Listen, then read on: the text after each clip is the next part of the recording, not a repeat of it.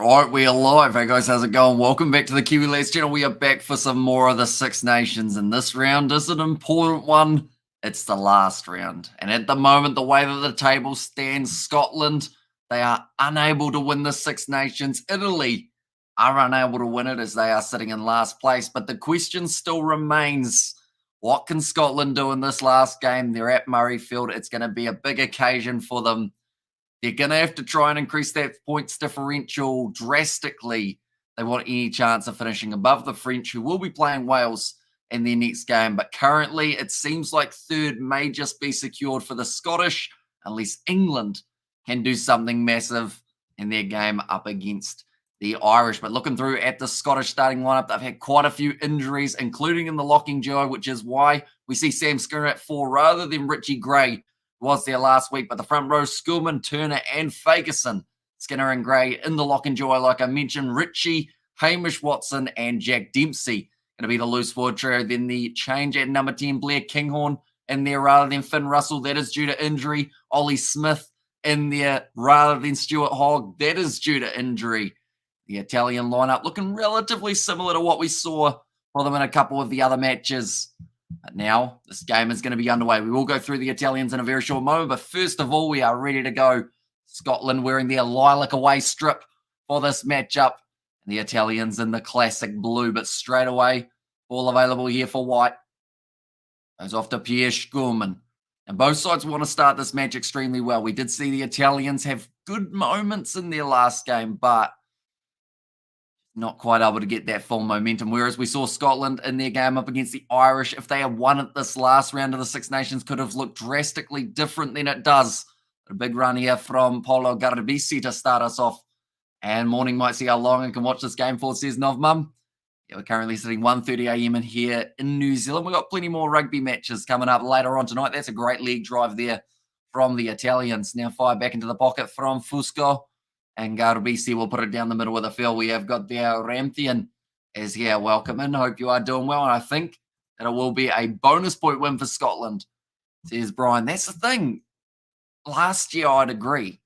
This year, it's hard to tell. Scotland, they've lost a few of their big key players, such as Russell, such as Hogg. But Blair Kinghorn, definitely a worthy replacement. We'll have to wait and see exactly how he ends up going. But we're 1 minute 20 in at the moment, and it is going to be an Italian line out. Nicotera about to throw the ball, and hopefully our scoreboard starts updating itself relatively soon. We'll go like that and like that, and it still isn't quite doing it. We're getting there. How's it, Hamish? What did you settle for in terms of food in the end, says Ethan? Well, I was, I guess, a little bit lazy. Well, maybe not lazy. I just went for the slightly easier option. We had silverside or corned beef. It doesn't sound nice when you say corned beef, but we had beef the other night. So there was some in the fridge, so I had that and a Kit Kat. Terrible diet. Not ideal. Definitely not when I talked about so much nice food on that last live stream. Kyle Stain crossed the Duan van der Merwe getting involved in the game early, but a good tackle made on him. I believe it was Ricky Oni.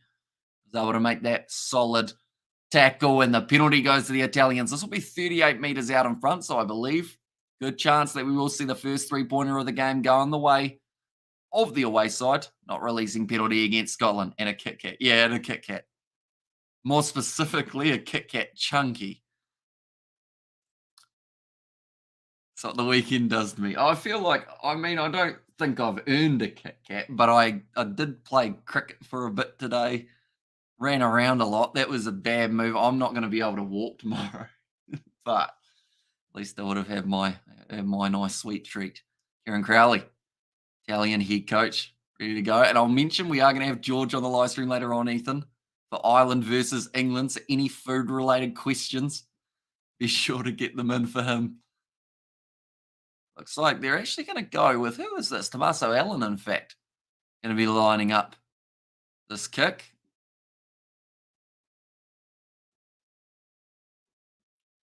His time for this one. I just realized I put Padovani, I believe, in the thumbnail, and he's not even playing. That kick is missed, unfortunately, for the Italians, and not the best start in terms of those kicking figures, but score will remain 0-0. Marcel Allen disappointed. Garbisi, it's interesting because he doesn't kick very often, but I feel like he should. He's not a bad kicker at all. Now Scotland, 22 dropout. You can hear the crowd at Murrayfield well and truly getting behind them. They want to see a bonus point win here. Close out the Six Nations on a high, build momentum getting into those July internationals, which are not too far away. Now going off to the right-hand side, and of course also a few of these players playing for the likes of an Edinburgh in the URC. Another penalty goes the way of the Italians. Now this one's further out. This one's probably sitting about, I'd say, 48 and an extra 10 meters. He did miss the last one, but he did have the distance. I think Italy have to start considering going for the corner here. And it looks like that's exactly what they're going to do. I don't think you're beating the Scottish on three-pointers. Who's going where in July? I believe if it's the same as what we had last year, it should be that the Northern Hemisphere sides are heading south. I'll quickly have a look. Rugby, oopsies. Rugby July Internationals. I know that they've announced some. Hello, says Dahana. Welcome in. Hope you are doing very well. Right.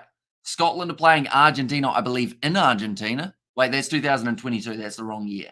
We got 2023. I'm sure we had internationals. There we go. Pre-World Cup qualifications. Hang on. These are the wrong years.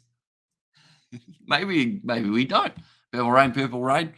Says John, welcome in, mate. Hope you are doing well. Do you enjoy the lilac kit? I know that it's split opinions as soon as it was released. Some people seem to love the kit. Some people hate the kit. The advantage is going the way of the Italians once again, and they're going for a rolling maul here. Creeping closer and closer, 4 meters out. Going to be dragged down by the Scottish, or is it? That was actually Nicotera going off by himself, doing nicely. Now, back across. Nice run from Riccioni. Another advantage going the way of the Italians. Now, nice short ball from Juan Ignacio. Breaks the loop around. Didn't quite work out. That is a rough pass. It goes into touch. They're going back for the penalty once again. Yeah, maybe not because World Cup. Yeah, I would have thought they'd still sneak a couple in, seeing as it's a couple months out from the Six Nations. Oh, sorry, not the Six Nations, the Rugby World Cup. Good time for you, Hamish. At the moment, we are sitting 1:30 a.m. So at this point, I've been up for about 15, 16 hours, something like that. We've still got this live stream and 2 after this as well. And also Italy, Ireland, and France to win in the final round. Okay. Oh, so you're going, that's a big call, Sammy Souza.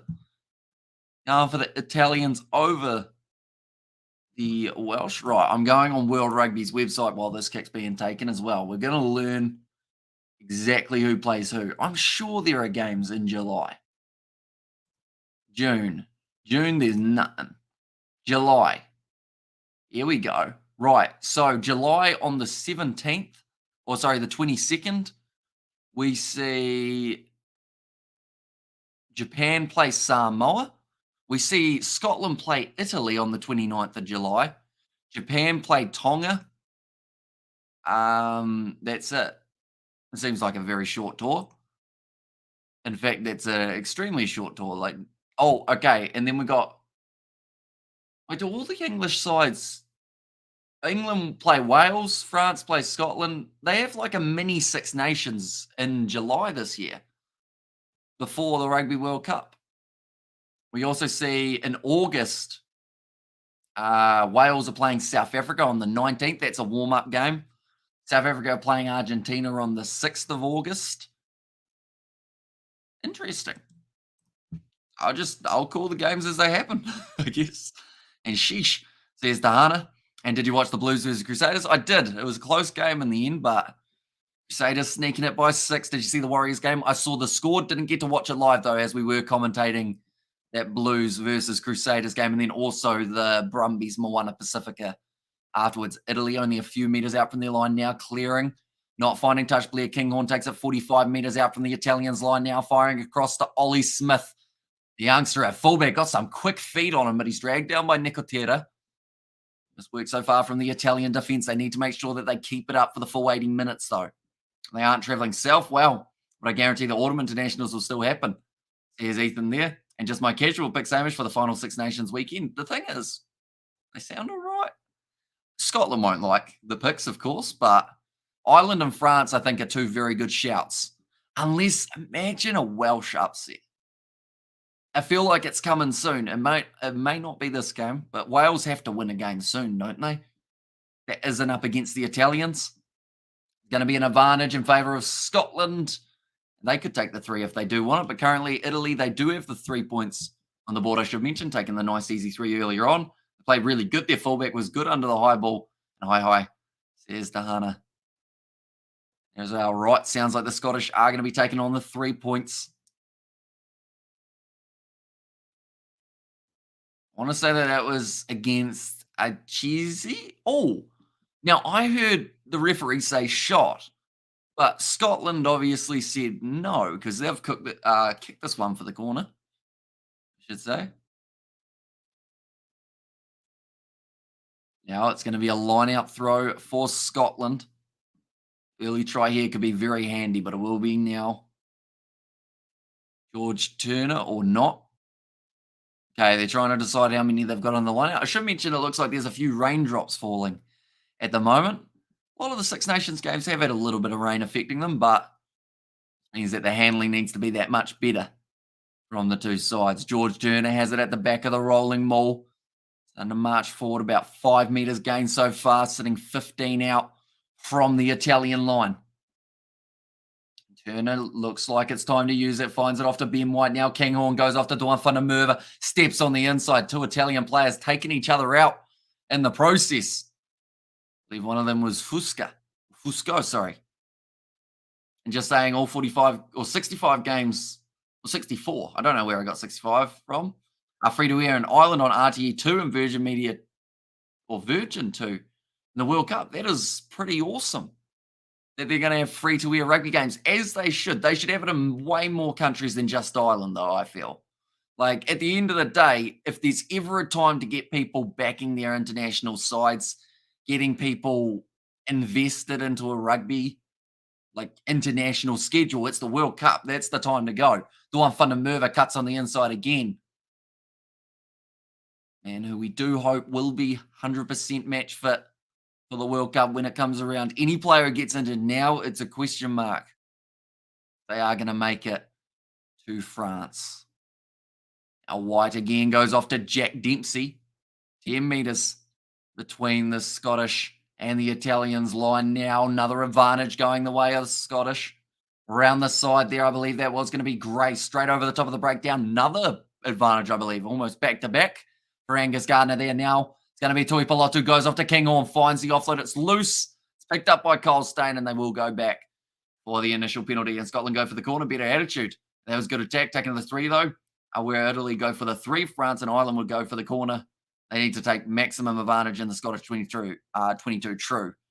Like, I said it earlier on. I don't think 3-pointers are going to win them this game. Yes, they may help, but I don't think it's going to be enough because we know Scotland are going to be aggressive. Look at this, 10-metre tap, and they decide to just throw themselves at the line. There were no 3-pointers on offer there, that is for sure. Now, nice work from the youngster. One more on the outside. Duan van der Merwe went for the miracle finish. My first reaction is he's definitely in the air, so it's whether or not that ball's on the line will determine whether it is going to be the try, and they really played good. The Warriors fullback was good under the high balls. It was debut. Who's better, Roger Tuivasa-Sheck or Leicester Fainga'a-Nuku? They both play slightly different. We're basing it off current form. You go Leicester Fainga'a-Nuku every day of the week, just because he did extremely well in that last game up against the Blues. Tuivasa-Sheck, he scored himself a try, but he did get run over quite a few times by the Crusaders. Right, Duan van der Merwe gets pushed towards the touchline by Garbisi. His feet are still up. That is an incredible finish from Duan van der Merwe. That is just in the field of play, and that will be a try.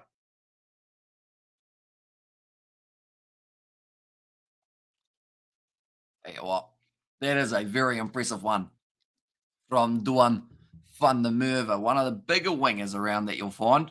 Still has that agility to be able to keep those feet off the ground. And easy wins for Scotland.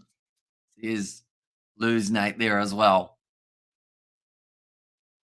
Good ball from Hugh Jones, gave him the space, and I think straight away the Italians were saying he's in touch, but in the slow motion, very impressive from Duan van der Merwe.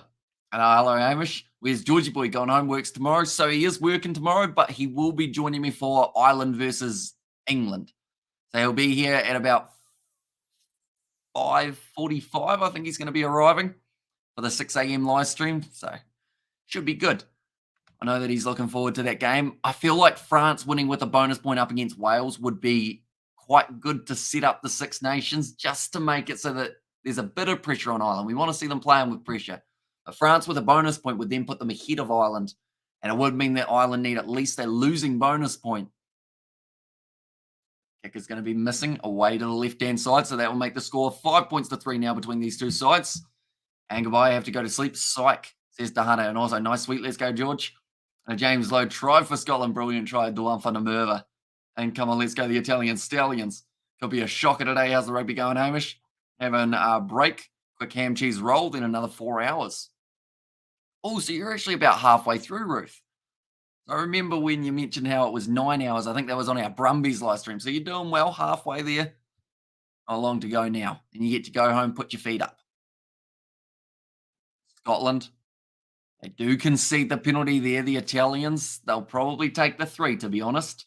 And there's the difference between Scotland and Italy. The ambition. 3 is not enough. Great try, says Brian.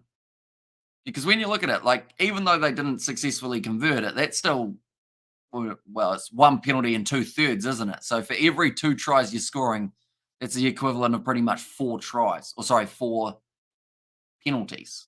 So it's pretty tricky to keep playing catch up if your opposition are going to score a lot of points. And I think Scotland will in this game. I think they'll be looking for a lot of success, maybe get themselves around that 30-point margin. So you have to ask the question, will Italy get 10 penalties? And I don't think they will. Not kickable penalties anyway. And Italians are always surprising. Don't underestimate the Italians. Spaghetti and meatballs. There's Roof. Also a great try from one Zaffa to another, says Mimania. And goodbye, I have to go to bed, says Dahani. We will see you later on. There's a fair bit of pressure on Ireland as haven't won a Grand Slam at home. And it's also St. Patrick's Day. So that adds a little bit more onto it. Which is why I do hope that France win their game comfortably, just so that Ireland, I guess they have that little bit more on them, which I feel like will actually make for a better game up against the English. I feel like if they've already got the Six Nations secured before that, they won't. Well, they probably will play better, but they won't be tested as much. And that's what I kind of want to see. You're not too bad, thanks. Still rolling with these games, baby. Says Roof. And England will beat Ireland today, says Johannes. And Duan van der Merwe slam dunks it in the corner, says Nate. Masawala now, though, lining up the kick. And he's got that one over. That'll now make the score 5 points to 6. Now, I would like to make a comment, and that is, I do not want to see the Italians taking 3-pointers after, I would say, 25 minutes. Anything after that, you got to start going for the corner. They actually tried it earlier on, and they got extremely close to scoring a try. Then Scotland gave away the penalty advantage, and they took the 3. You got to get your 7-pointers. Could be the crucial one. This is when they win like 12 points to 11 or something, and I'm completely wrong. But I enjoy being wrong. Part of the learning experience. Now Fusco goes across here. Once again, Garbi says short ball. Good attacking run from Sebastian Negri. Juan Inesio breaks. Now goes across. Currently the Italians taking some big contact from Scotland just out of their own 22. Fusco back into the pocket. Looks like Juan Inesio breaks will be the man to kick this one down. And Scottish flying and the brave penalty. Says Roof, 16 minutes into this contest now. It's going to be the youngster Ollie Smith. What does he do? He runs straight at the line. He's got a great step. I feel like he's got a bright future for him when Stuart Hogg eventually does hang up those boots, which sadly will happen at some point. May not be soon, but it will be at some point. And then pizza hats look good. They just make me want pizza, to be honest. I haven't had pizza in ages. I'm trying to remember the last pizza I had. It was probably like a good, at least a month, if not longer. And that's like frozen pizza or anything like that as well. That's not just like Pizza Hut. Now, 17 minutes through. Fusco has it back inside of the 22. I saw Alan joining the line there. Looks like they're a little bit, maybe a little bit compact in the way that they're attacking at the moment for the Italians, but that might just be because they are worried about that wide cutout pass. Although that short pass hasn't worked out this time. Garbisi has to go down and dive on it, keep it on their side. And also, can you make a Fortnite vlog on the game challenge? I don't think George has ever played Fortnite in his life. The game that we've been playing a little bit lately is Red Dead Redemption 2. And I feel like that's a little bit different from Fortnite in terms of it's a bit more violent. But me, George, and Isaac have actually been playing that together a little bit. But a game I'd love to play as a series is Survive the Forest. Me and Isaac spent 100 plus hours playing the Forest, and that's not even an exaggeration. I think on Steam I'm up to about 115 hours. And me and him just spent hours and hours chopping down trees. Now Blair Kinghorn takes it nicely. Sent him 45 metres out from the line. He slipped over there. Great work in the breakdown. Would have been a clean turnover for Pierre Bruno. But they'll be going back for the initial penalties. Scotland says, Gareth, hello, Gareth. A random fact, even if the Highlanders win with a bonus point tomorrow, they can only move up to 11. Bit sad for them, isn't it? But a win's a win. They need some of them at some point soon. We won't actually, believe it or not, we won't be covering that game. And some people will think that I hate the Western Force because we're going to have 4 rounds of rugby for Super Rugby, and I wouldn't have covered a single Western Force game. It is not on purpose. It's just the way that the schedule has worked out. But I believe the plan is going to be to skip that Highlanders Western Force game just so that I can get a few more hours sleep. Just so that I can kind of, I think, I could be wrong here, but is sleep good for muscle recovery? I think it is. I feel like I want to start the muscle recovery process sooner rather than later. Although I might still get to go to the X-ray machine on Monday for this, which will be fun. That looks very purple. It's not as purple as it looks. She'll be right. Muppet. Me. A huge forwards, lots of kg weight. That was very close to the line. Now around the side. Nope. Shorter line again. Now Dempsey. And lining up for Sausage. Is his name?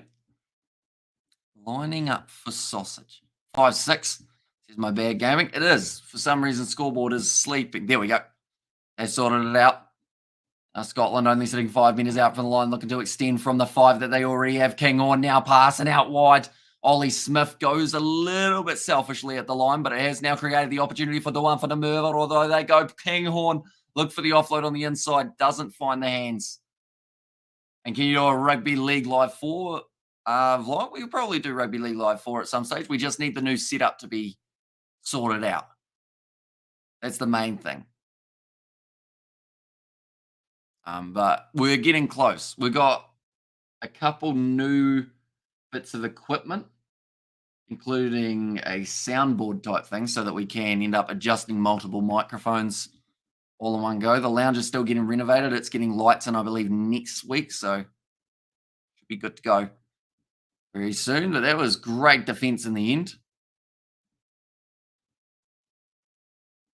going to be thrown in. Done, only a few meters out from the line now, Scotland. And a creep sideways. Angus Garner saying you've got to use that one now. They go wide to Duan van der Merwe once again. Not a mile out at the moment, Duan. And I feel like he's not a mile off getting himself another try. Down again. White. Going across now to Tui Pilotu. It's actually his first run at the line, I believe. 51 minutes through. Going off to the short side again. Bye, says Dana. We will see you later. Who's the Western Force? Never heard of him. Says Nate. Yeah, it just seems to be that every time we have a Western Force game, we don't have a Western Force game. In terms of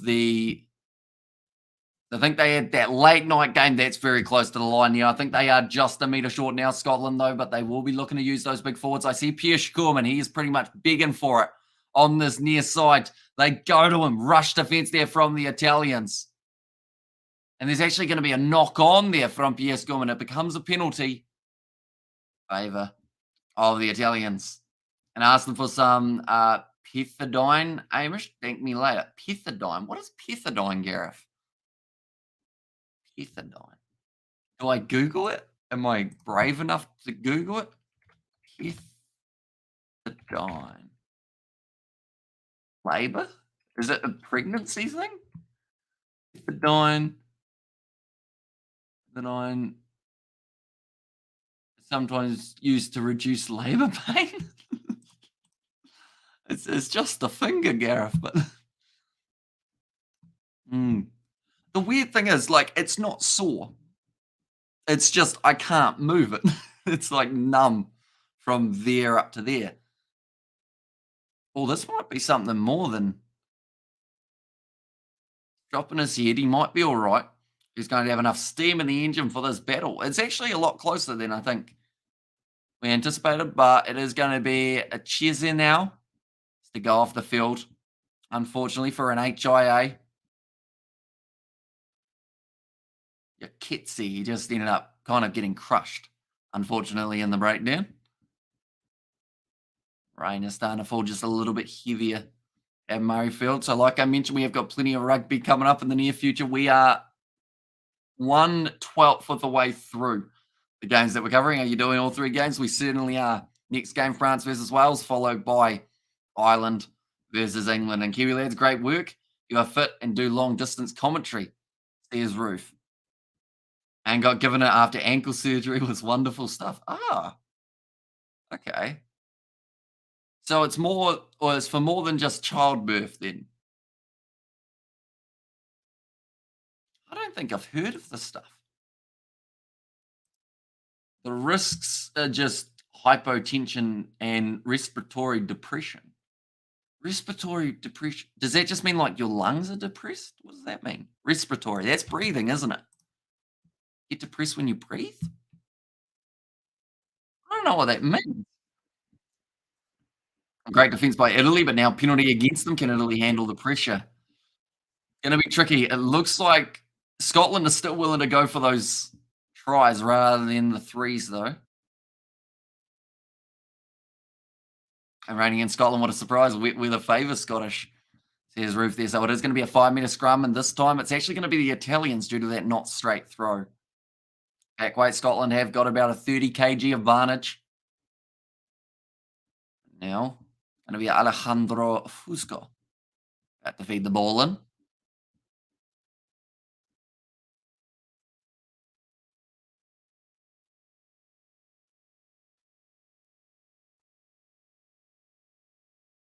Angus Gardner just asking for a bit of control in the scrum. 50% already being played inside of the Italian 22. It's certainly the most busiest part on the field. Now they've got to try and defend this one. The Kiwi lads doing all three games. There's Blues Nate. We certainly are. In the last game, we're going to have George with us, which will either be very good for waking us up, or if he's tired, we'll have to probably do more talking than we normally do. But with George, you never know what's going to happen. Last live stream, we talked about, well, anyone who was there for the last live stream knows that we talked about some weird stuff. We talked about food, which was not the weird stuff, but there was a fair bit. None of that. No more yawning. It's not even, like, I don't even feel like I've been awake for 16 hours. I feel like my day only started at 7. And lungs are screwed, like asthma can inflate. I think respiratory arrest as well, says Ruth. See, I feel like anything that I read side effects for, I always go, ah. Then, so how long did your ankle surgery, how long did it take to heal, Gareth? For your ankle? Like, is it now back to close to what it was like, or is it still a bit dodgy? Because you ended up, did you have that ankle surgery a few months ago? Are you the one who had the surgery a few months ago, or was that someone else? I sometimes get confused, which I feel bad about because I pride myself on remembering 90% of the chat. And when I get stuff wrong, it annoys me. Schoolman, 10 metres out from the line. Ben White Now off to Jamie Ritchie. White again goes off to the right-hand side. Scorman, the pop pass up. It looks like it's going to be effective for Xander Fagerson. Gets within 5 metres now. White, good attack and run from Sione Tuipulotu, only 4 metres. It looks like Skinner's calling for it on this near side. White saw him and ignored him. Went across to Gray instead. Maybe now is when he will go to that near side. Although that counter ruck is good. Oh, the Italians, they had the ball in their hands, but they just knocked it on. George must sing out in the middle of the street lover's voice, says Roof. He gets a song in his head and he'll just whistle it or sing it or hum it. I don't even know what song it was on the earlier Brumbies Moana Pacifica, but he had one. He was whistling away. I had no idea which one it was, but he would have heard a song either on TikTok or on Spotify or something, and then it just gets stuck in his head. He's got a 24-hour loop. So that 24 hours at his house in the middle of our street. He had another song after that, didn't he? I think he was humming a bit of James Blunt, You're Beautiful the other day. Oldie but a goodie, that one. I can actually play that on guitar, but my guitar's not here. 12 weeks in a cast. They put it at the wrong angle. How do they manage to put it at the wrong angle? Got to play it in a couple of screws, still dodgy. I'll send a pic. Is it going to be a graphic pic, Gareth? Because I had like a Kit Kat before, and I don't want to see it again. It's going to be a penalty now to Scotland. Scrum time seems to be a little bit of a mixed bag at the moment. An early and spirited mood to kick Scotland's butt. One moment, we'll go like this. That is not you, Gareth. I'll click on your one.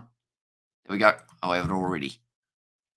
Is this going to be like a before it was broken or like an after? Do you go through a metal detector and like beep and then you can be like ankle? And then they go, prove it. Scotland, 10 metres out from Italy's line. They've spent a lot of time in this area, but they've only scored the one try. It was Duan van der Merwe, who wouldn't be a bad option to go to again here if they don't go off the back. It's gone down. Another penalty to Scotland. Double blow of the whistle. I believe this is going to be the last warning for the Italian front row. And Scotland are lacking imagination in the 22, says Brian. I think Italy, at some stages, their defence has been just like smacking up against the brick wall. But I agree with you in terms of they seem to only want to go to Duan van der Merwe and go on his side with Kinghorn coming round. Wouldn't be a bad idea. Like Kyle Stain's a great finisher. Maybe go out this side afternoon, all Super Saturday. Says Mr. Fantastic AJ. Welcome in, mate. Hope you have had a great week. Last week of the Six Nations, it's such a shame because, yeah, I wish this competition was longer. I wish everyone played each other twice. Guess that's what makes the Six Nations so special. Make sure you're winning all your games. Okay, that is not a graphic picture, Gareth. That is just a... Yeah, nah. See, I always get the heebie-jeebies when you see, like, parts inside. You know, like that screw that's, like, right into your... Is that the bone? And then there's that other line in the middle there. Yeah, I couldn't be a doctor. I have no idea what half that stuff does, Gareth. For me, that looks like you've got three parts of a knee, but it's not. Oh, okay, another blow of the whistle. This is going to be a yellow card, unfortunately, for the Italians. They're just going to keep on getting penalised in that front row. And what about Thunderstruck? No. Ankles, feet, legs, and plaster. Not very pleasant. Did you get nurses to sign your plaster cast? Says Roof. I'm missing my stepping twist of my ankle. Out for 3 weeks. 9-day to heal. Says Blues Nate.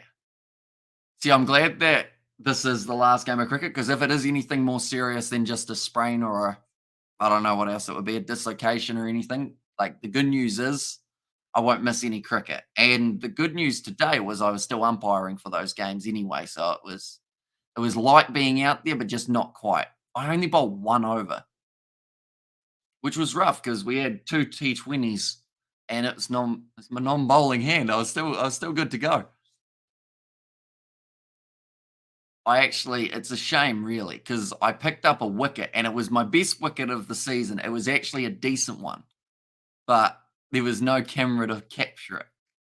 So no one will believe me, but my parents were there. They got to see it, but it was off my own bowling.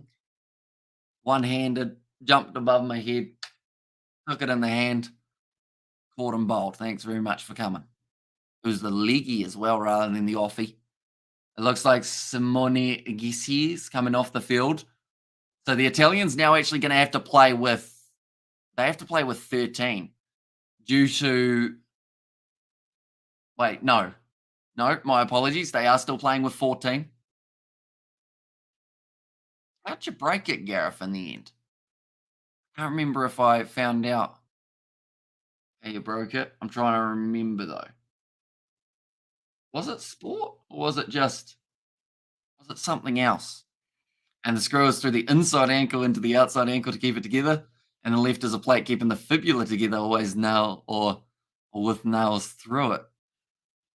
Yeah. Now, great step from King on, go straight through. Scores the try, middle and bone. Scary, like half human, half Terminator. And suck watching the game from the sidelines while injured, says Nate. Yeah. That's why I have a camera. I feel like if you're not able to play, you're still able to film. That's my motto. Good try from Blair Kinghorn. He'll be happy enough with that one. So is that man with a massive ox head, I think that was, or a yak. But already making the most of the man advantage. It's a great step from Kinghorn. He ended up going off the left boot. Just went straight around Fusco. And there they are, making the score 10 points to 6. Just got back from work. 2:05. Whereabouts are you? Well, do let me know. Might be Australia, to be fair. Could be a later night worker, maybe. Blair Kinghorn. 0 from 1 so far. I just took a fall. Can you believe it? Wait, so you just literally, like, did you fall down some steps or did you like going to get the mail and you misstepped or anything like that? Or how did the fall go, Gareth? And that one is successful. Although we've got there the Six Nations under 18 is pretty good as well, says Gareth. Yeah, the under 20s competition has been pretty impressive to watch. Is there an under 18s as well as an under 20s they have got going? 31 minutes through at the moment. The points are 10 to 6. Sorry, 12 to 6 now with that successful conversion.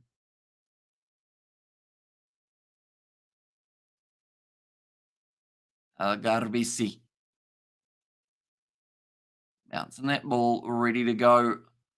Italy have to try and survive the next 7.5 minutes. I feel like that is the best way of describing it. Survival. Yes, 17 to 10 to England versus France. At the moment, it's free on YouTube, says Gareth. Oh, yeah. Nice. I'm liking the amount of smaller competitions that they're now streaming on YouTube. Or the younger competitions as well. Like, just so that people get more rugby and being able to go on YouTube live stream and just watch a game. That's why I like the Super Rugby preseason. They just had the games all over the place. Now it's a nice run there from Hugh Jones. Very handy so far throughout the Six Nations 2023. Another big run from Sam Skinner. Driven backwards. Italy falling on their face there. I believe that was Federico Rusa, I thought. Angus Garner gave them the advantage for half a second, but now Jack Dempsey thought about the offload, didn't follow to the one for Merva, instead goes to Turner. And he misstepped, ankle rolled over, and apparently if it goes too far, it dislocates. Fibula will snap. Weird. Very weird. Gareth lining up as well. He is. Welcome in, mate. Says Nate, and also Scotland. Hugh Jones. Huw. Bit of a unique spelling, I guess you could say. That one.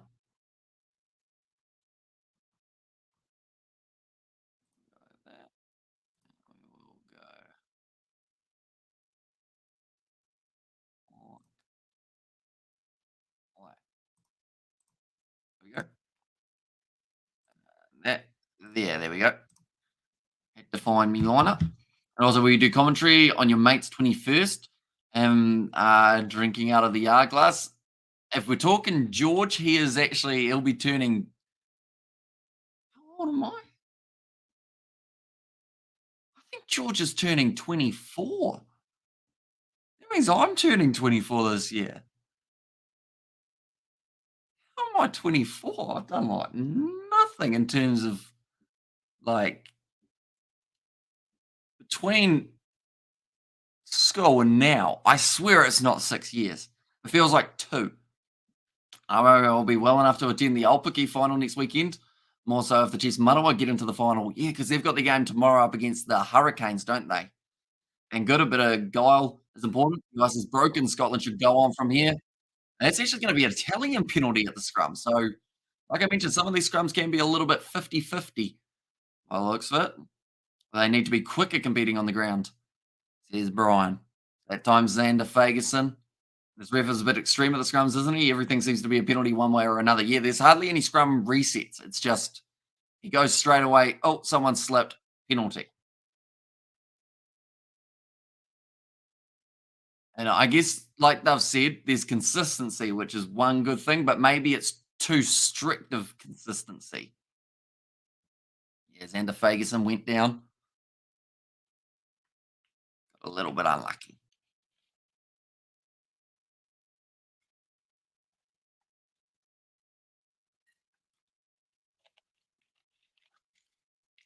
Now Nicotera will be throwing this one in. Nicely slapped onto the Italian side. Fusco goes off to, I believe, I want to say that was Manoncello in the midfield there. And who's the ref? It is Angus Gardner. This one, Matatu Poa. I had to play the Manawa girls. I can't see our girls in the final at the moment. Another Aussie ref pissing on the Italian pizza. What a shame that would be, eh? Now, Juan Inacio breaks goes to Garbisi. Nice step there. It was actually Sebastian Negri with that step.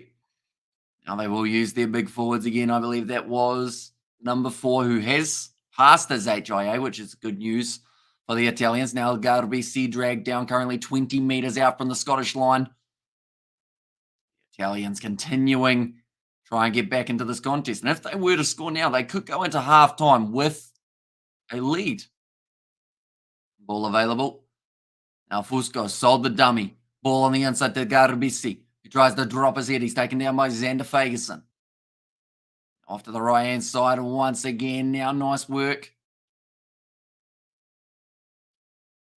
Now Fusco sold the dummy. Almost went through the Scottish defence. Quick hands there from the Italians. Now 2 metres out from the line. With a man disadvantage. Oh, that smacked him in the face, and that's going to be accidental offside. He was in front. He had nowhere to go, and it is going to be a scrum feed now for Scotland. Accidental offside. Fair enough. It was 118. England 17 for France 15. Close game. I have a feeling we're going to have a couple close games in the Six Nations this round, or I feel like at least one close game, and this could be it. I feel like England-Ireland has to be closer than France-Ireland was, just because that did not go the way that they would have liked.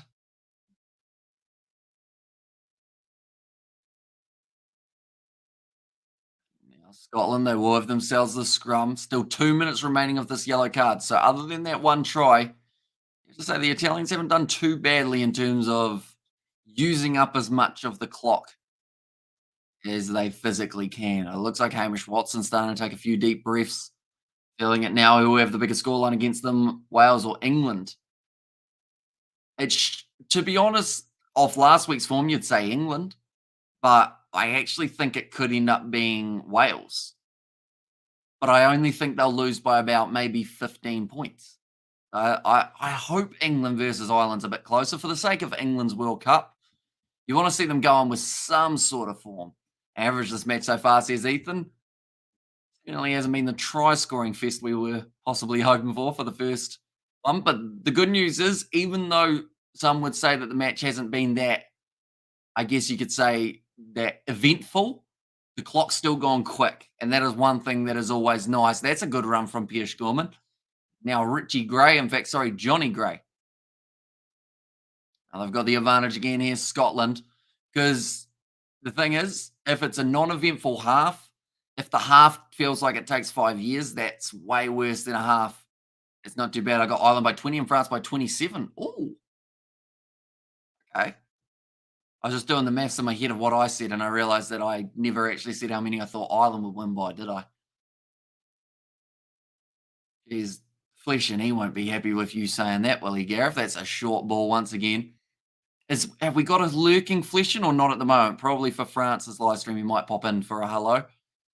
Now Watson, the advantage is now over. A loose ball. Now quick hands. Tui Balocha goes off to Kyle Stain. Wrestled down by Ruza.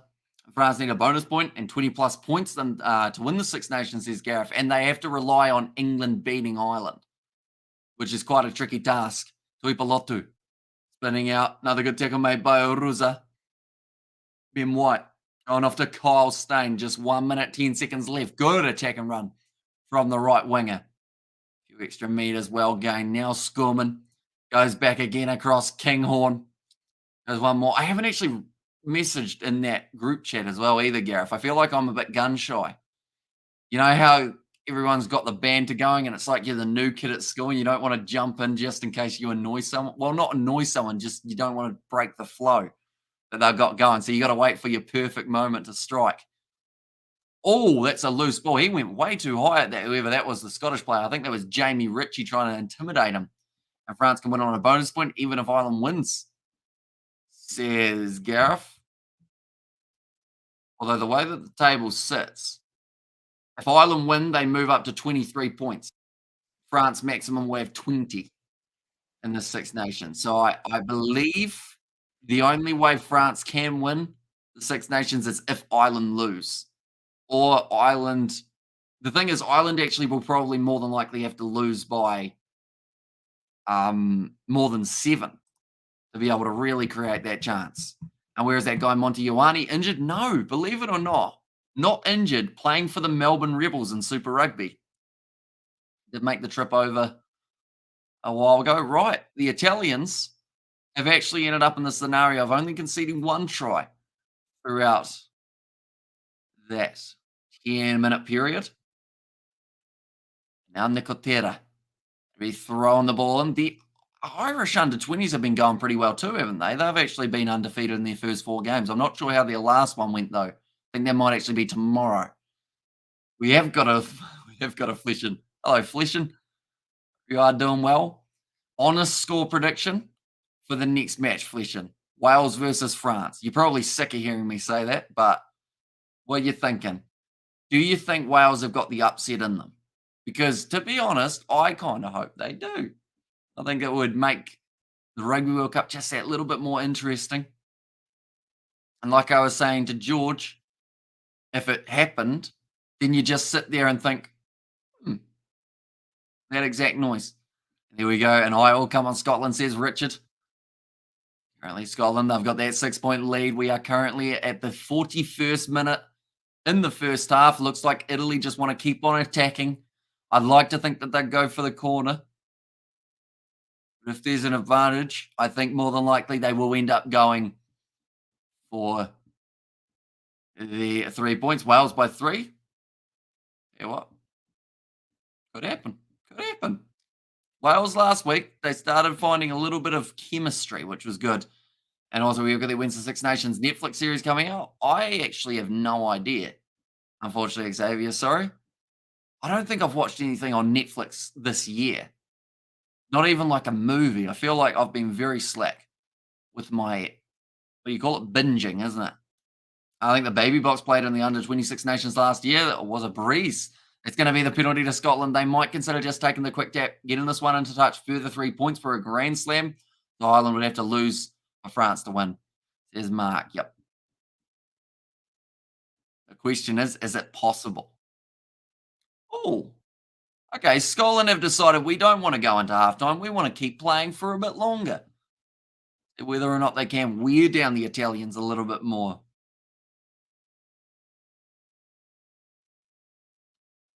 It's a big yawn for 2:20 a.m. This first half could go for about 55 minutes. They keep on going. It'll be lush for Wales to win, but alongside or as long as they keep France from a bonus point and record win.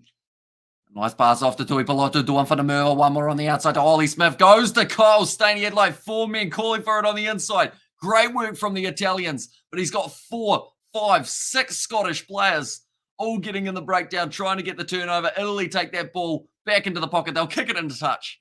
And at halftime, it is 12 points to 6. That was a bit of an entertaining way to finish the half. Both sides throwing everything into it. Scotland doing very well, but that last pass just didn't quite find the hands when he wanted it to. And Lush, where have I heard that word before? Says Gareth. As soon as I think of Lush, I think of Gavin and Stacey, which I did watch about 2 years ago. Fun fact. And if the French shouting alcohol, Wales got this. Says Nate. And tomorrow is the final with the under-26 nations, and it's the same as the men's. When Ireland beat England in the under-20s, we win the Grand Slam in the under-20s. Says Richard. In fact, while we're at it, we're going to look at that while we're at halftime. 6 under-26 nations. We got. So tomorrow, 6 a.m. Oh, why is it going to be so early? The table as we sit. It's actually crazy how similar it is for those top 3. Other than England's had an extra win. So I guess those top 2, I should say. And yeah, Ireland, they play England. France, they play Wales. So Wales are in last at the moment for the under-20s. They need under-20s rugby championship. A name of a strip club in Cape Town. Lush is that. I'm getting ready to watch the game with 2 English dicks at an Indian pub. One's a Cockney and the other's a Northerner. Not sure what's worst or who's worse. I feel like it's nice though that you get to go to the pub with the boys, random boys, or the guys that you know, of course, but enjoy the pub. Do you get any food at the pub, Gareth? We talked, or sorry, not Gareth, Fleshin. We talked a lot about food during the last live stream. And I'm curious to know what type of pub food you guys have. Although if it's an Indian pub, do they serve Indian food or is it more the classic English fish and chips and whatnot? And Wales won't be able to topple the French. France wins second to Ireland, says Jacobus there. And also, it's proper Lush, Gareth, and franchise called Lush. I did not know that. George probably knew that. And the Ireland versus England, Wales versus France game, or sorry, Wales versus France game that are on tomorrow are on free to air here in New Zealand. Best pub food or pub food? I've never heard of it. You lush flesh and scarab. Like here, you just get like a steak. Don't ask me how I know. Nah, we're all friends here. First half, relatively close. Italy only 6 points behind. They have been taking the penalties, taking on the threes rather than going for the tries. Whereas Scotland, they have scored 2 tries. They are yet to take a penalty shot. Oh, in fact, no, sorry. I think we're seeing 1 from King Horn. No, he just missed a conversion. Never mind. And Aussie pubs food staple? What is it? Oh, I'm going to have to Google it as well.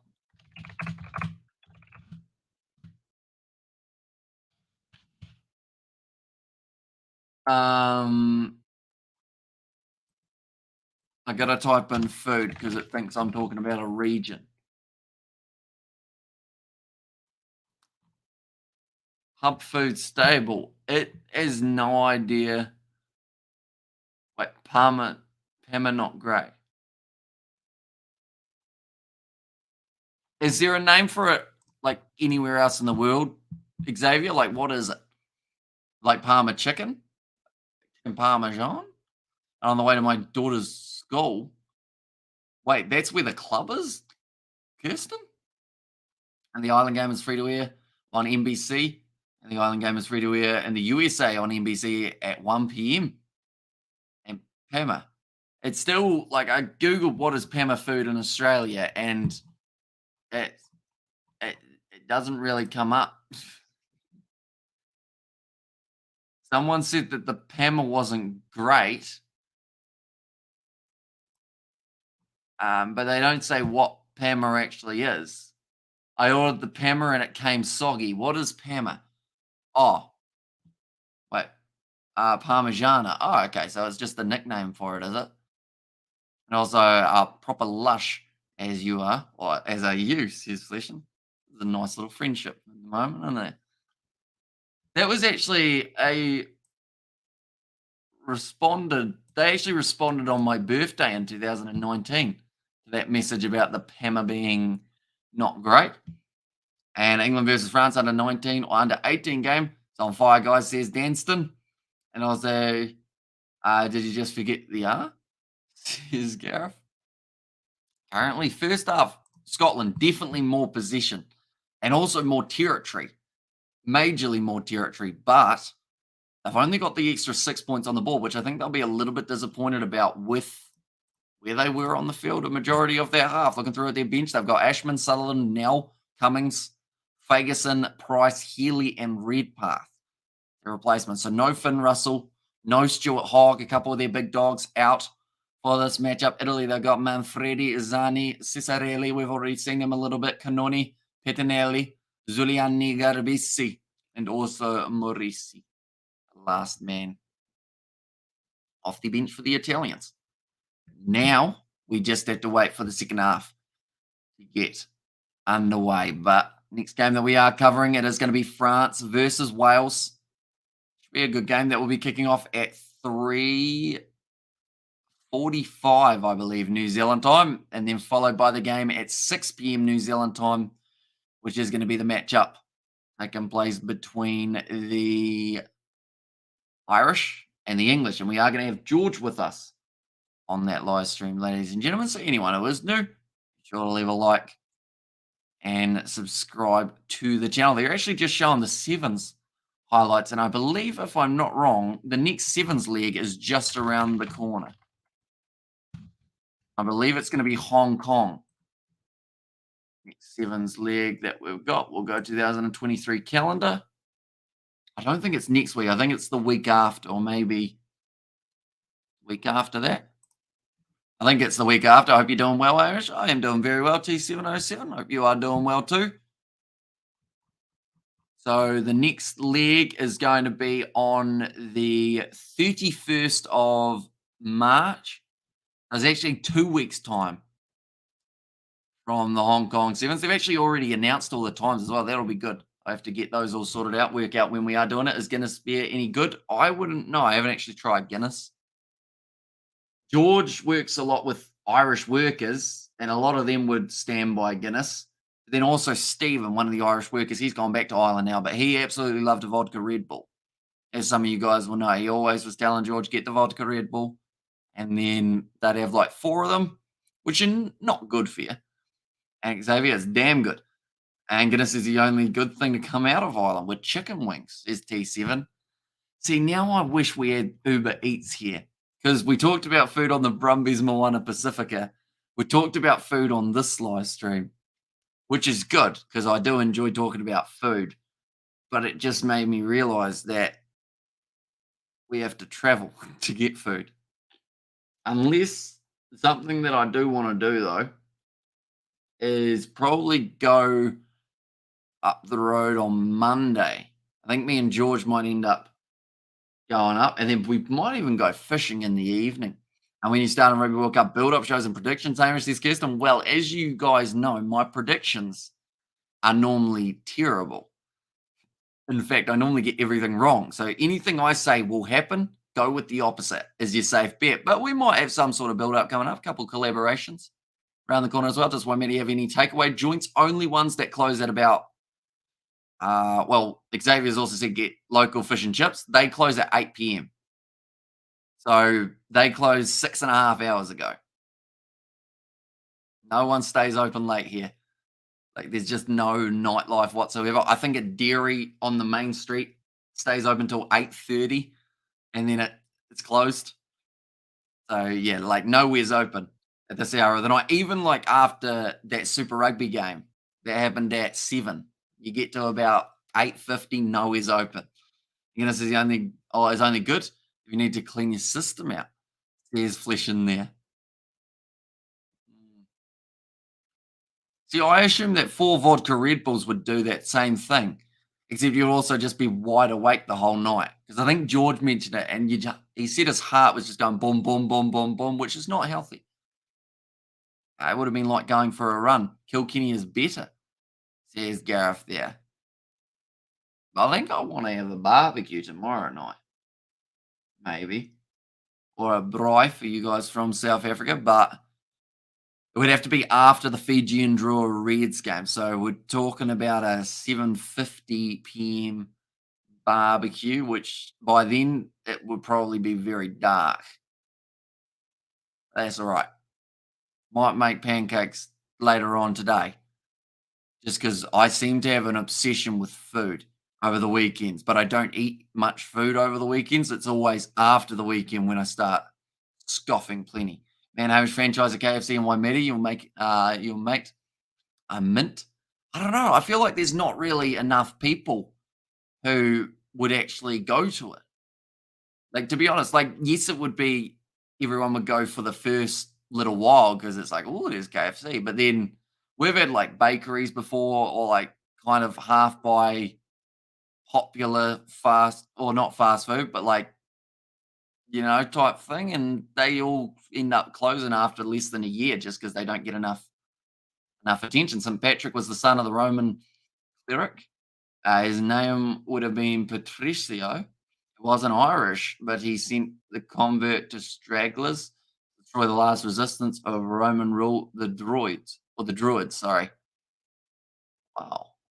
I'll be honest, I never learned any of that in history. I'm lucky I can order whatever I want at 12:30 a.m. Well, you are a lucky boy, Xavier. I have a question. With you working at McDonald's, does it make you want McDonald's more or does it make you like McDonald's less? That's a good question. Like, does constantly seeing that food make you go, "Oh, I wouldn't mind that," or does it make you go, "Oh, I've seen it too much"? And you reckon you'll interview any rugby players on the channel? You've got a big enough platform, it'll be something new, spark up your channel growth. Well, we've interviewed Norm Maxwell, which was pretty awesome. We've actually interviewed him a few times in the past. Any other rugby player we've reached out to, big or small, has either not responded or said that they can't do it. And I'm talking like probably 100 rugby players, all either just didn't reply or said, nah, I can't do it. So, I mean, even though the channel seems like it's relatively big in the world of rugby, like we are kind of like this in terms of their eyes of whether they'd do an interview with us. And a braai is open flames and coal. Barbecue is that bad gas thing, says LB. And surely you would get sick of it if you worked. Makes me like McDonald's less. But the 50% off my order after each shift is tempting. 50% is decent. Do you ever finish in the morning, Xavier? Because those hash browns are way overpriced. I know that you aren't in charge of the pricing, but boy, those are way too expensive. My birthday was the 17th. I should have been Irish. There's Kirsten there. Well, happy birthday for your last birthday just before. And Les says, Gareth, Six Nations. The England versus France game. So France are currently leading. And St. Patrick has many birthplaces attributed to him. One being Wales. He was kidnapped by Irish pirates as a kid and later returned. Says Gareth. And hash browns are all day, but now mainly finish. Are they all day in Aussie? They are not all day here for us. Like they stop serving hash browns at 11 a.m. That's not true. Barbecue is in Kansas City and South don't use gas, says Mo. Yeah, normal staff discounts are like 15 to 20%, 50%, man, doing well there, says Ethan. Like, you could get a decent, like, protein wrap type thing with a whole heap of chicken in it, and you could get it for like $3. Decent. Now, there's going to be Blair King on, getting ready to kick off the second half. Final score Scotland 40, Italy 12. Ooh, brutal, but could happen. If Italy aren't willing to go for those 7-pointers, I think Scotland have got 2 or 3 tries up their sleeve in this half, if not maybe more. It's just whether or not the Italians are willing to weather that storm and go, okay, well, if you want to do that, then we'll see how we go. 20% off is every McDonald's I order. Whenever I want, 50% is only when I'm working. And I was like, check you later, Irish, says Gareth. We'll see you later on, mate. I was like, hello, all, says Mumbo Jumbo Kiwi. Welcome in. I need to do an Old Spice bag after a few pints in the Chinese restaurant, says John. And thinks or even looks like they're interested in tries at the moment, says Nate. Yeah, I hope the second half we see a bit of attack and intent because I feel if they do that, they've got a decent chance in this match. It's just getting to that point of wanting to do that and backing yourself to say we're good enough to do that, which I feel Italy this year have shown they are good enough. They've been unlucky. They're sitting now on just the 1 point, of course. Gonna be kicked off though. Second half getting underway, nicely taken by the Italians inside of their own 22, I believe. It would have been Michel Lamaro hitting that ball up. Now got to be C ball on the outside. And Ascio breaks. Beautiful ball on the outside. Bruno keeps it alive. This is already different from Italy. This seems. But they've had the turnover. Italy unable to get that one back. Scotland with Duan van der Merwe. Goes to Pierre Schorman. Oh, again. Duan van der Merwe. Hamish Watson offloads it back. Time now, Hugh Jones. Best thing about McDonald's is walking past towards Nando, says Cal McMack. Hopefully I'm wrong, says Blues Nate. Now wide cut out pass goes to Jamie Ritchie, tries to spin. Turner tries to hang on to it in the ground or in the breakdown. And to Ferguson. Driving backwards a couple steps. Going to the right again. Sione Tuipulotu. Dropping the ball off now. Nice wide cut out pass to Colstain. A White. And Hamish Watson wrestled down again. It seems like it's going to be a quiet build-up for the Scots. And this one, although Lamaro, in fact, it's Canoni. Has he turned it over cleanly? No, he hasn't. And the penalty does go the way of Scotland, who are chasing a bonus point in this one.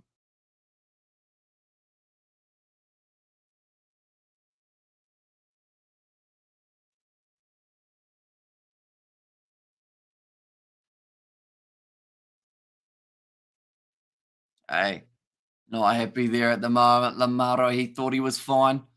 Angus Gardner said, no, sir.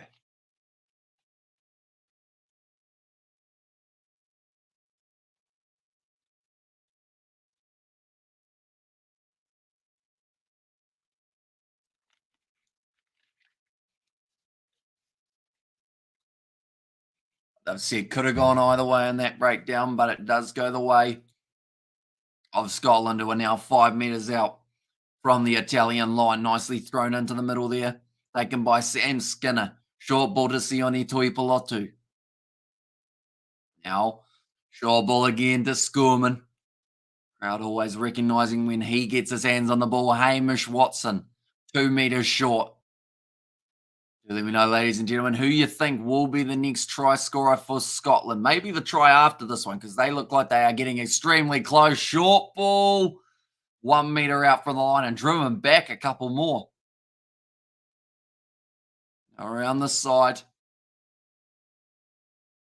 White goes to Hugh Jones, tries to crash through the middle. Another good tackle made by the Italians. Their discipline has to be on point here, because if they get it wrong, Dempsey, almost over. Still just an inch short. Right, 43. Told to get his hands behind the line there for Kanoni. 9 phases in. Almost. No, held up again. Italy's defence so far around the side of the breakdown has been strong. Hands behind the line. There's Angus Gardner. Now Kinglaw backs himself. He's over.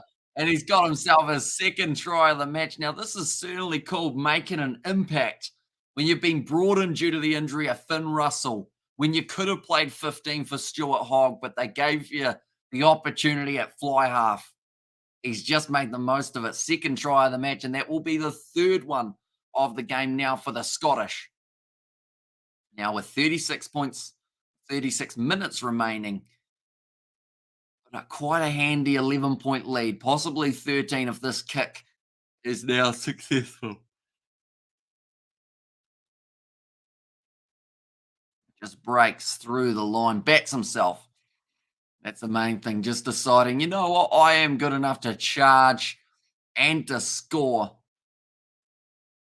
Does absolutely slam it down on the turf. Great try for the Scottish. That'll be disappointing for Italy because that first play when they caught the ball off kickoff looked strong. They were actually running it forward, hitting it hard at the line, passing out wide. But then that one turnover came, and then from there it was just repeated phases for Scotland, leading to a penalty against the Italians. Then more repeated for phases, I should say. Now King on looking to make it 19 points to 6 here. Looks like the rain's stopped pretty much. Still might be a little bit wet at the moment. Also, I wonder why the Six Nations don't play all three grades, same venue and day. Says Gareth, it would be a good way of promoting the younger kind of age groups, but I guess with them being on YouTube, that's quite good as well because a lot of people will be able to watch those games. But they seem to try and do that in New Zealand a little bit when it comes to Super Rugby. They'll have the Super Rugby Aupiki game on at the same ground before the Super Rugby Pacific game, just to have a double header, and it's a bit more enticing for people to go to because you get two games. It would kill the field on a rainy day. I guess that is also true. Last thing they want is to completely rip up the turf and ruining prime game, says Gareth. Gonna be nice take from Scotland inside of their 22. A bit of a counteract from Italy, not really doing too much there though.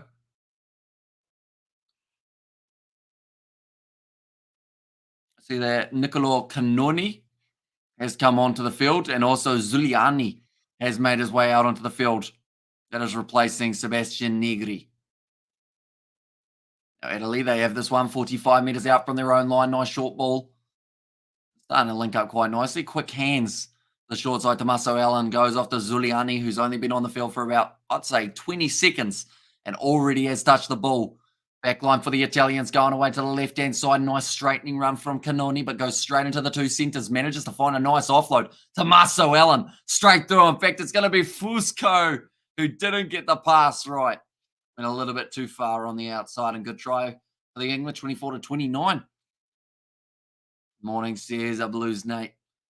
Mumbo Jumbo Kiwi there as well. It's a nice run from Fusco, and then the pass was just a little bit too far out in front of his teammate. Unfortunately, he reached for it, couldn't get there in the end. And you can see the frustration on Kieran Crowley's face. He knew that was important. Another not straight line out from Scotland, though. That's something that's slightly keeping the Italians in the game each time that it does end up happening. George Turner looks disappointed. He's going, why is that not straight? See a replay of it, though, and we'll work out whether or not. Oh, bit harsh. It did go in Scotland's favour, though, but I have seen worse.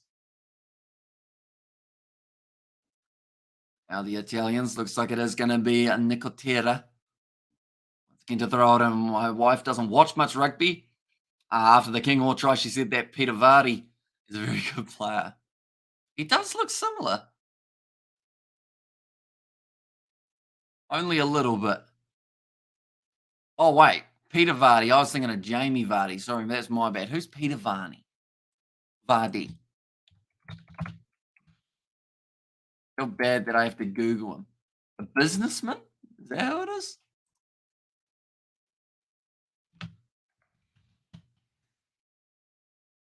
Scottish Rugby sponsorship? Is he a ref? No, I'm not sure. I'm sorry. I feel like I completely missed that one, Brian. I could blame 3 a.m., but I also will just blame that I don't know people's names. Where's Darcy Graham? I think he's still injured, sadly. Looks like Ben White had a bit of an injury, but now he looks like he should be all right. I also asked the Scottish how to pronounce Menzies. Z is completely different. Well, Z is completely different. How would you say it? Menzies? Menzies? Menzies? Manzidis? Kind of sounds like a cool name, Manzidis. Manzidi. Yeah, it's not right, but sounds all right. I'll have to change my last name to that. Not literally. It would take a lot of effort. I don't even know how you change your last name. I feel like you got to do all those certificate things, don't you? Al, nice that I'm from Garbisi. No Z at all. Mini? Would it be minis? Ah, interesting. Tui Balotu stolen there by Scotland. Hamish Watson on the halfway line. Big carry forward there. A White to the left-hand side. King Horn sells the dummy. Now goes off to Tui Balotu. Short ball to Kyle Stain. Hung on to it for a little bit longer, but does find the offload to Sione Tui Balotu again. Now White. Drive forward for Xander Ferguson. Scottish sponsor, says David Kerr. There's one. Now it's close. Nah, it's gone into touch. The one from the Merva, not quite able to get onto that one. Seems like there's a little bit more aggression coming on the field, though. And Peter Vardy is a Scottish sponsor. It's on the strip. Says, yes, right in the middle. Now that I look at it. Yeah, a bit of argy-bargy there between the two wingers. Scotland number 9 sounds like he's going off, so that will be Ben White going off for Ali Price. Alejandro Fusco making his way onto the field in fact, Garbisi making his way out there. Azor's brother also called Peter on the same field at the same time. Cesar Caras.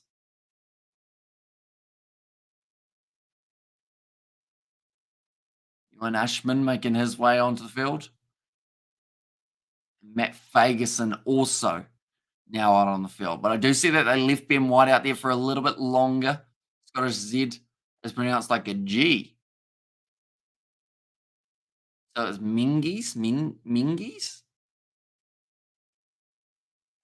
I'm trying to think of a Scottish accent.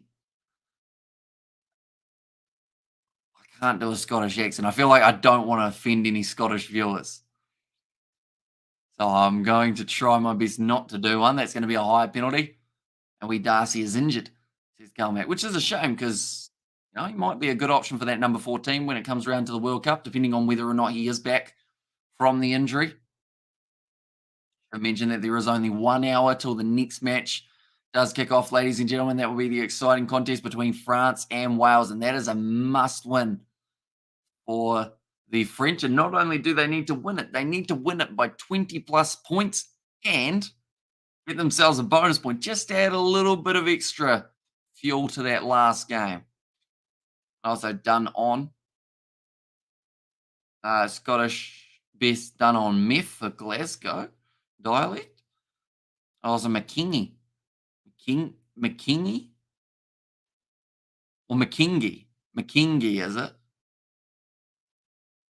Out. It'll be passed out the back line for Scotland. Or in fact, sorry, Italy actually having the possession now. Garisi. Going out to Garisi again. Two brothers. They're on the park at the moment, and the penalty does go the way of the Italians on the halfway line. If they take 3 points, I'm going to be very sad. Do not take 3 points. Kick for the corner. Good stuff.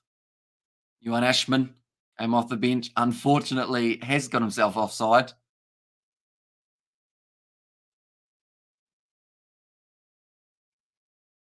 That kick is a found touch quite nicely. And this guy really weird, or this guy getting really weird with his slang garash, slangrish, says Blues Night. See, that's the thing. I've always tried to learn the pronunciation. So I guess if they ever had a Mackenzie in their site or a McKingy, I would have to make sure that I do get that one right.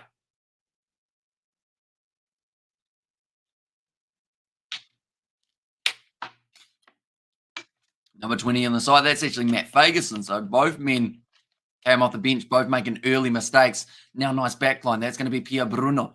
Bounces back to his feet. But can't get up after that one. They're going back for another penalty.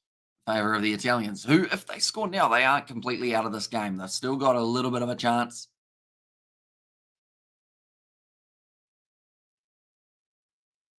Couple on the bounce. Jamie Ritchie.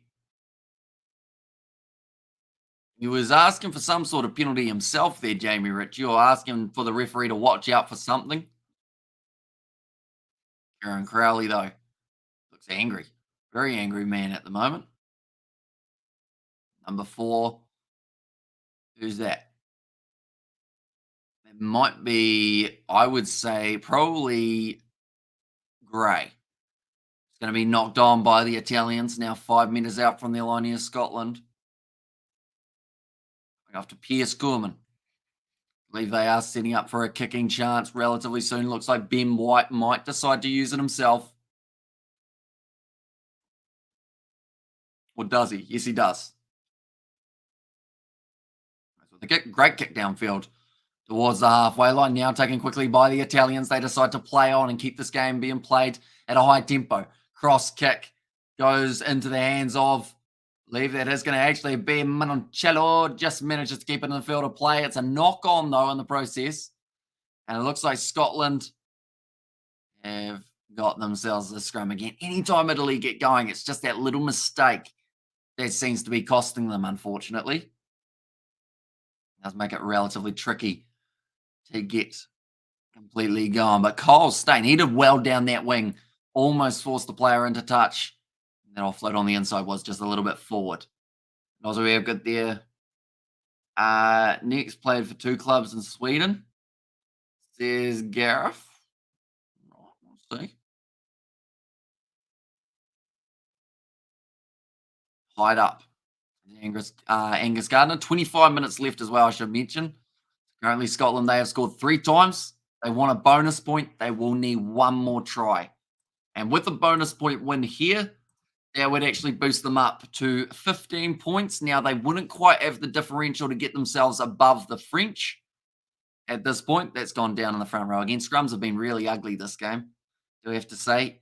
Both sides going down awkwardly.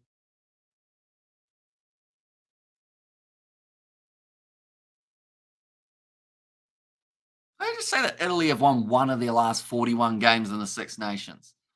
That's quite impressive. That the one game that they won was Wales. And also we have got there, whereas Pablo Matera playing it since he's left the Crusaders. I think he's in France, but I'll have a quick Google. Pablo Matera. Where's he ended up at the moment? Oh, is he in Japan? Lands in Japan's 2nd division. So he's currently playing for the MIE Honda Heat. But he hasn't had any appearances for them yet. So I don't know whether he's injured currently or whether he just hasn't been playing any games. But yeah, he's in a Japanese 2nd league. It's that Francais. Says Gareth. Don't believe so, unless he's also got a contract in France, but I think he would just be in there. Oh, wait, WTF, why 2nd division? I think it's just because the Japanese have so many teams. But yeah, the MIE Honda Heat has no information about it. It's a side, I believe, in the 2nd tier of the Japanese kind of League One and whatnot. Ronald McDonald, Xavier's boss, says Jay. I remember Ronald was once at one of the McDonald's near us. Although they used to be a bit different in McDonald's, because I remember when my sister had her like 6th birthday or something, they let her go behind the counter and make the ice creams, which I feel like they probably aren't allowed to do now because of like health and safety, and you're not allowed to touch things. But it's weird how times change, isn't it? Gonna be thrown in by Ashman. A knock on from Scotland. Hope you're doing well, Jay. We haven't seen you in a little while. You've been keeping well, keeping healthy. Nice run there from the Italians. Tommaso Allen. 55 metres out currently from the Scottish line. Pass back across it is Pierre Bruno. Got a long way to go here, Italy, and they just need 1 try to get them going. Could be the momentum shifter completely. I feel like Scotland will still have a decent chance of going far in this in terms of getting the 5 points. And g'day, by the way, mate, says Jay. Yeah, I hope you're doing well. We've done a couple more GoPro filmings, Jay. We've got about, I think, 5 or 6 recorded now that I just have to edit through, but it's good.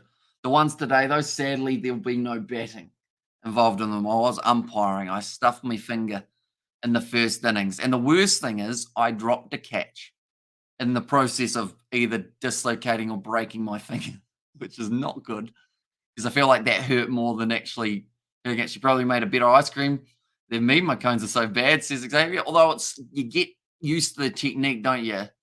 Probably one of those ones that you just need to do it a bit more, and then you'll be all good. Did you win cricket? We lost the first game, which meant we were playing at a different ground for the second game, and we did end up winning that game. But yeah, I didn't actually bowl and I didn't bat in that first game. So I'd like to say it wasn't my fault that we lost, but I did drop a catch. So unlucky for that one. And also we have good there. Nice. Can't wait for them to come out. Says Jay. There's been some interesting moments. Like, I don't know what to title them. That's the main thing. I have no idea whether I should go with like just a stock standard title or whether I've got to try and like not clickbait it, but just have a catchy title. I'll say, how's your push-up technique going, Xavier? There's Jay there, and Xavier, the dollars and pounds, I expect. And nice to be back all the way from the Netherlands. Welcome in, Josh. Doing well. It's going to be kicked in behind, looking for the 50-22. That's too much on that. Going to stay in the field of play. Ollie Smith goes across the Kinghorn. Currently 22 minutes remaining in this contest, and it does seem like scoring has slowed down just for now. Now, Morisi. Trying to break through. Morisi again. Down across. It's going to be another advantage.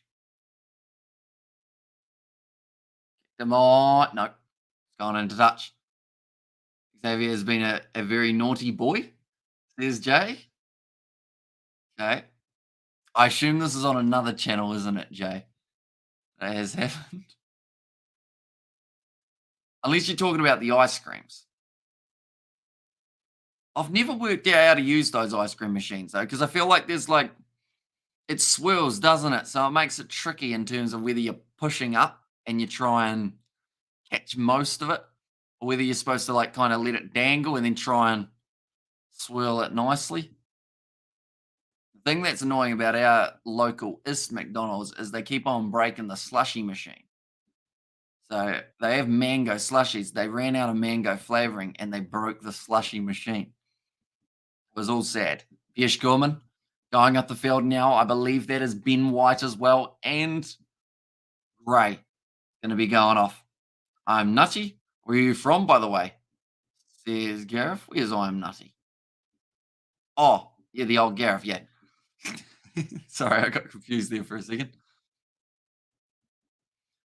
Now, going to be a wrestle between Jack Dempsey and a couple of the Italians. He's now been put down onto his fours by Lamaro. And mango slushy sounds nice. It is. I go with a mango and pineapple slushy, Jay. Mixed combo. Although I don't know if they're doing them anymore here in New Zealand. But I have to say, do not drink it quickly because or else then you feel like your chest is burning. Whoopsies, I need to stop hitting the keyboard because when I go like that, I go all jiggly. I look like I'm made of jelly. I think I slightly am. And mixed Oz Sweden. I've lived around a lot for work in the UK now. Now 10 metres out from the line. Here comes Garbisi again. Good stuff from Italy.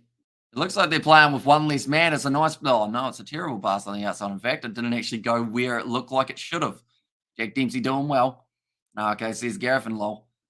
Here's Jay there. Oh, another loose offload. Oh, Kyle Stain losing his footing. I should mention, Jay, in some of those cricketing ones, I'm still a test batsman, unfortunately, no matter what format we play. Like, in a way, it sucks that my finger stopped me from batting, but in a T20, I feel like I just take too long. I'm too much of a no run, just tap it down there and get one run off 10 balls and go, yeah, no, that's all right. We're not in a hurry, are we? It's not like we got 120 balls in total. Although we normally bowl about 150 because the wide count is huge. Lamaro goes across the Juan Inacio breaks. Nice, Zitini. Welcome. And again, I see you have changed your profile picture. Zitini. Now Garbrisi. Kick him behind. It sits up. And the Italians score. It's going to be, who's that?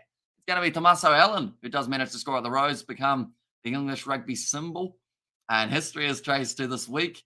Described the a-holes after the baguette was pulled out. And did your fingers stop you from umpiring, says Jay? No, I was umpiring both games today. I didn't give too many. Oh, no, I gave a couple of people out, but they were plum. The ones that I gave were plum. And it was also like an LBW, like you'll see it and you'll be like, yeah, good on him. He decided to give the right decision. It sounds like I'm really trying to say that I gave the right decision, doesn't it? But there's also a run out that I gave out. But then I asked the guy, I was like, did you have it in your hands? And he was like, no. So I was like, okay, not out. But like they were all good with that because it was all happening right as it was happening. Test cricket, the true game. Yeah, see, if we were in the format of being able to bat for a day, I think I'd go well. But we play 40 over cricket, so you can, don't get me wrong, you can get a good amount of balls faced, but my strike rate's the thing that costs me quite a bit. I'm not an aggressive enough batsman. I'm too nice. That was my daughter-in-law, a Swedish Finnish. She hates rugby, but my son plays. And who won in Scotland and Ireland? Says it Tenny. So Ireland were able to get themselves the win, but they didn't walk away with the bonus point, which is why the Six Nations are still slightly up for grabs. How many LBWs, mate? 3 or 4? I think it was just one across the 2 games. There was one that was close that I think was probably out that I didn't give out. But the one that I gave out, I mean, I'm gonna tell you, the video won't come out for like 2 months, but pretty much smacked our guy on the toe, middle stump, no bat near it, about as easy of an LBW as you will ever get. And then the thing is, if there was any doubt of what it hit, he then shook his foot because of the pain that he was in because it smacked him square on the toe. So then I did the slow little, yep, I'll do. Other than that, I don't think I was too bad. I'm disappointed though, because I bowled 1 over in the 2 T20s and I got a wicket, and it was my best wicket I've got to date. No one was filming. The one time that I bowled that no one filmed, I actually did all right. It's going to be the penalty to the Italians. There's actually a caught and bowled too. Bowled the leggy, whipped it down there. He stroke drove it, jumped up, one-handed poach with the right hand, said thanks very much, that'll do. Last ball of the over. And shook his foot. And there, yeah, it sounds weird. When you see the video though, he literally does kind of pick up his foot and goes, ah. And it's like, well, yeah, you've just shown me that if there was any doubt, which there wasn't, it was plumb as a plumber. It was just straight away. But yeah, he like picked his foot up and started or picked his foot off the ground, I should say. He didn't like hold it like in the cartoons. He just picked it up and limped off, unfortunately. Sometimes umpiring is just as fun as batting, to be honest. Like I was just chatting away to some of the players in the field, but it's quite funny because the players, I know them better than they know me because I have the GoPro footage of like their teammates saying, come on, such and such, good work. So like I was just saying hey to random people who I knew the names of. And at the end, I was like, see you later. And then I said his name. And as I was walking away, I could hear him saying to one of the guys in the van, hey, how does he know my name? But it's because I got like 3 hours of him out in the field. That's going to be going over. Nicely done. But yeah, we almost had a dead keeper today, unfortunately. Their guy for the other team got smacked clean in the head with the cricket ball, and he didn't look flash, but I think he's all right now. He'll just have a big mouse in the middle of the forehead. Fishing son's a hooker, says Gareth. And that's the point he realized he fucked up. Also, he effed. Sorry, that was a slip, wasn't it, for 3 a.m.? Got me, Jay. That's normally you normally try and get me with like those certain the first and last names, but that one just rolled off the tongue a bit too easy. Well, no one was filming the best part, getting the wicket. It's a shame because the wickets that I have got that you guys will see in the future are rubbish. Terrible deliveries, but the best one no one saw. Now, Italy at the moment, after scoring that try, sitting 19 points to 14 currently, still going for a ding dong test. Says Ryan, now you're winning a few games, mate. We did pretty well in the last few games. We ended up since the new competition started, where we were playing 40 over cricket against there were 6 teams in the comp rather than 4. We actually went on a 3-match winning streak, made it to the final after having our semi-final rained off. Like we've had so many games rained off, unfortunately. And then yeah, made it to the final. We lost the final, but then in the T20s today, it was just kind of a friendly type thing. And yeah, ended up losing the first one, but winning the second. So we've come a long way compared with what we did last year, which was not even win a single contest, and most of the time not even look close to winning a single match. To getting on that little bit of a winning streak was quite nice. I got an egg on my head, says Atini, and sorry, Hamish, I wasn't even trying, says Gareth in that one. Oh no, it wasn't the hooker one. I dropped an F bomb accidentally. Although I did say that as well. But since we're talking about rugby, we get away with it, you see, because it's like a position, isn't it? Although normally, when talking of them, they're normally in many positions. Now, nicely done by Kyle Stain at the back. 10 metres out. And indeed he is. Has no love for Kiwi hookers, says Legend.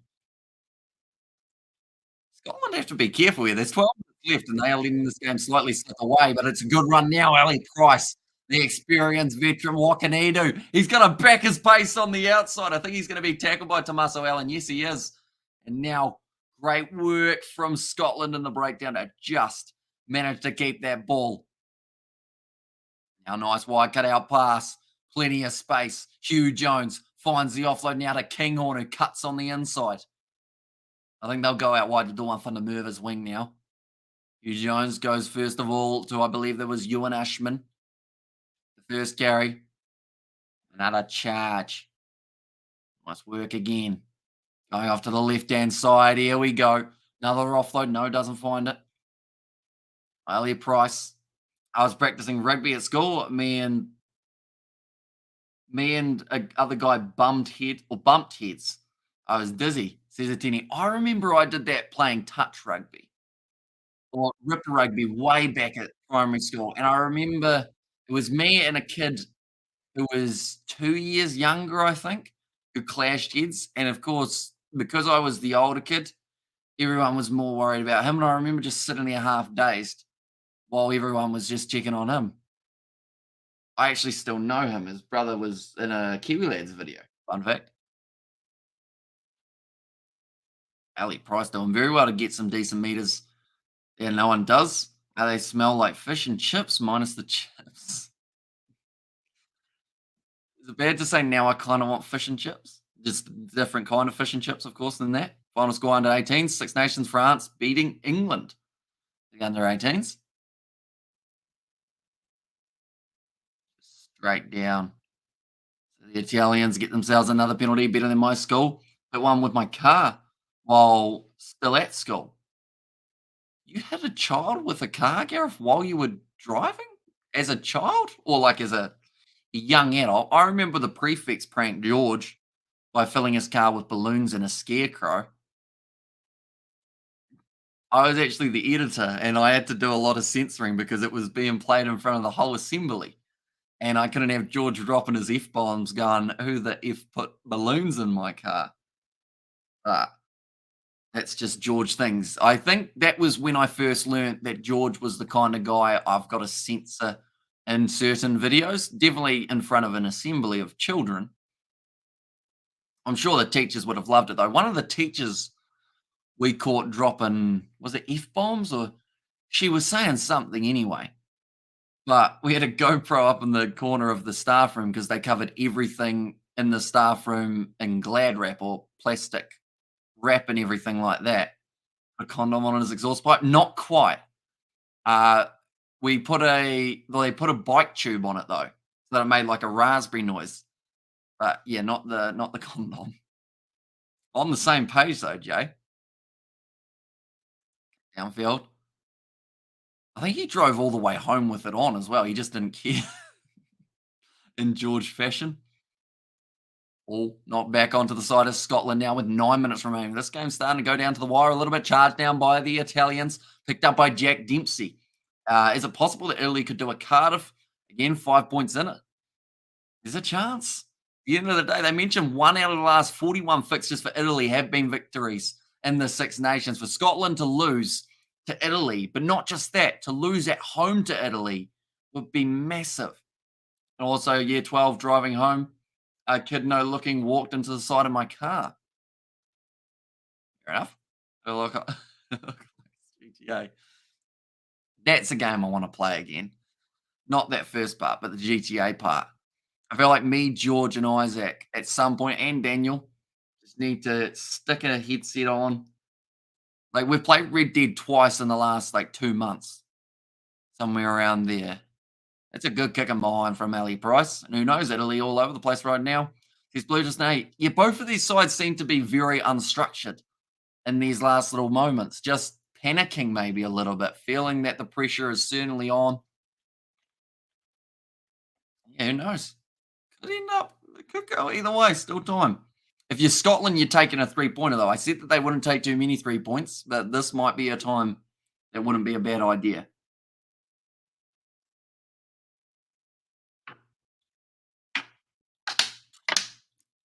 But that is if they get a penalty.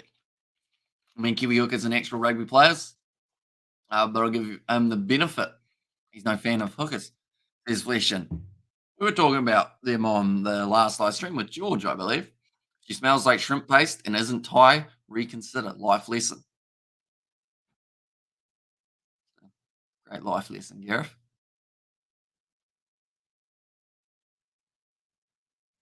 Out Nicotera, stolen by Scotland again, though. So it's just that line out leading down the Scots, although that's a rush defence and a half there from the Italians. They've been able to take the ball back. Stolen by Scotland, but they'll go back for the original penalty. Gonna blow the whistle. Puts the ball down red path. Doesn't quite get the moment in the sun. It's gonna be Italy now with the scrum feed. I've said just that panic setting in for the Scots in this game. A lot of pressure. They're currently 73 minutes through. They're sitting 19 points to 14 up. They should be ahead by more, a lot of people would say. Italy have just hung in there. And also, we have got the AM shouts going, mate. Just watch the under 18 England France. What a match. My point is, England aren't such a bad place, or aren't in such a bad place for the youngsters coming through. Just my thoughts. Says Kev Short. Yeah, I feel like England's a side that have the ability. It's just whether or not they can put it together and find that chemistry as well. Because it's great having great players, but if they work together, that's where you really make your money. Well, you play your best rugby. I'm sure someone makes some money off it, though. And hello, Hamish. I just want to know, did you see that the Sharks signed Vincent Koch? That's a big signing. I hadn't seen that, but it'll be very handy. Who's he going to be replacing? Who they got at 3 at the moment? I know that they've still got a couple Springboks in that front row, likes of an Oxnashare, Bongium, Manumbi. But 3's probably where they do lack a little bit. Like, they've still got decent players at 3, but possibly not Vincent Koch level. So he's still here, says Jay. And Carlos Sadie, says Andre. He's a big boy, Carlos Sadie, isn't he? Coming from the Lions. Is Borthwick really at the level of head coach for a country? That's a question a lot of people were asking about Ian Foster for a long time. We will soon find out when that World Cup comes around. Garbisi, nice ball on the outside. Here comes Pierre Bruno. Foot race with not Edward van der Merwe. It was Duan van der Merwe. And Italy has a tendency now to play like headless chickens, but not to lose by a lot, as in by 30 plus points. Makes life entertaining, though, says Vinster. And the Sharks have, they do have Thomas Dutoy as well, don't they? They got a lot of good players, which makes you wonder why they needed Vincent Koch as well. Now that you guys have listed those guys. Oh, it's an advantage to the Italians. Grubber, it's going to go into touch. Simone Giesi just running out of space there. And Scotland watching from Australia. Or Scottish watching from Australia, sorry. I think Scotland will win by 32. We've got 4.5 minutes remaining at this stage. But I like the optimism. Better question. Do you think they'll win with a bonus point? They need one more try to be able to do so. And I guess at this stage, another question is, will they win? Easy. I think Italy could take this, says Kev Shaw. Well, they've now got the corner kick 5 metres out from the line, although somewhere where they have been lacking a little bit has been those lineouts throughout this contest. Come on, Italy. Can I get an extra large size? Please, miss. Here's Nate. All right, Manfredi. Important throw here.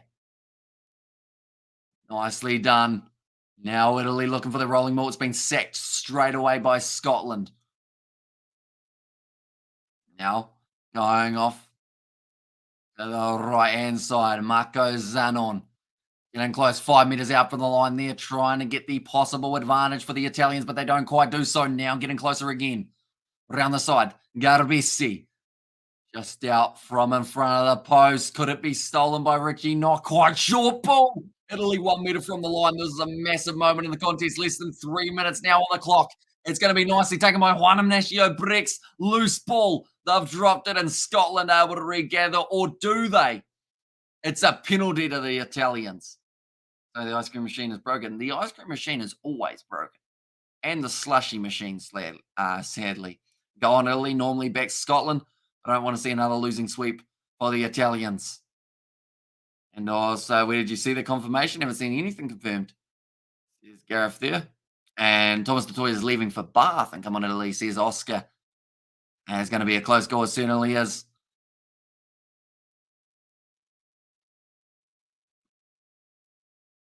Okay, they're going to be taking the quick tap now for the Italians. You can hear the crowd certainly making plenty of noise here. Final moments. 2 minutes remain. Great drive at the line. 1 metre short now again. Breaking off Zuliani. Unable to spin out of that challenge. Garbisi has to search for it. Now it's going to be the youngster. And number 23. Another advantage. This could be a yellow card here. Now around the side. Oh, Garbisi's just tried to throw it at the line like he was playing basketball. He's trying to slam dunk the thing. Right. Penalty again, though, in favour of Italy. And also, having watched Italy ambush us last year in this position, I wouldn't put it past them. Says Flesh, and I need a Scotland try for my Super Brew. Says Gareth.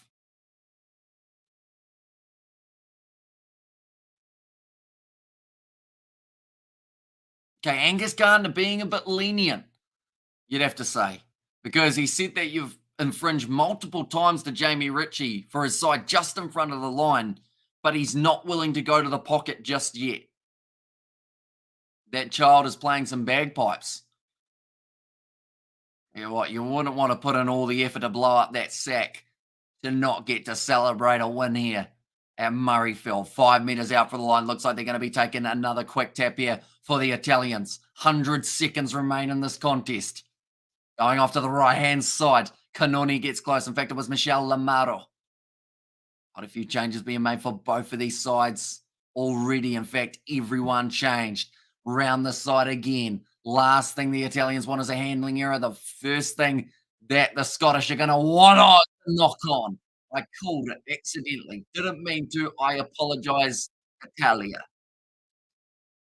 And lads, please, you have to get the win. I play rugby in Italy too for a few sevens competition. And also, we have got the I need a Scottish try.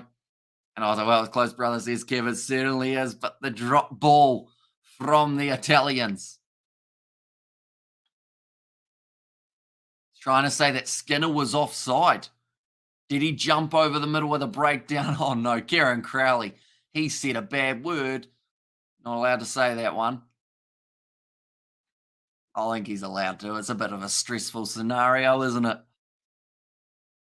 Right. 30 seconds remain. And also hit that like button. Says Jay. 170 watching. So, yeah, anyone who is new, be sure to leave a like and subscribe to the channel. We're going to be back for the next game between France and Wales. That kicks off in about 25 minutes' time. That is horrific officiating, says Jack in there. Which part of it didn't you like, Jack? I assume that it's because he didn't give a yellow card, perhaps, and possibly for that offside possibility there as well. Ali Price feeds the ball. It's gone down to the front row. The advantage will go the way of Scotland. I believe that they will look to just use up a couple more seconds.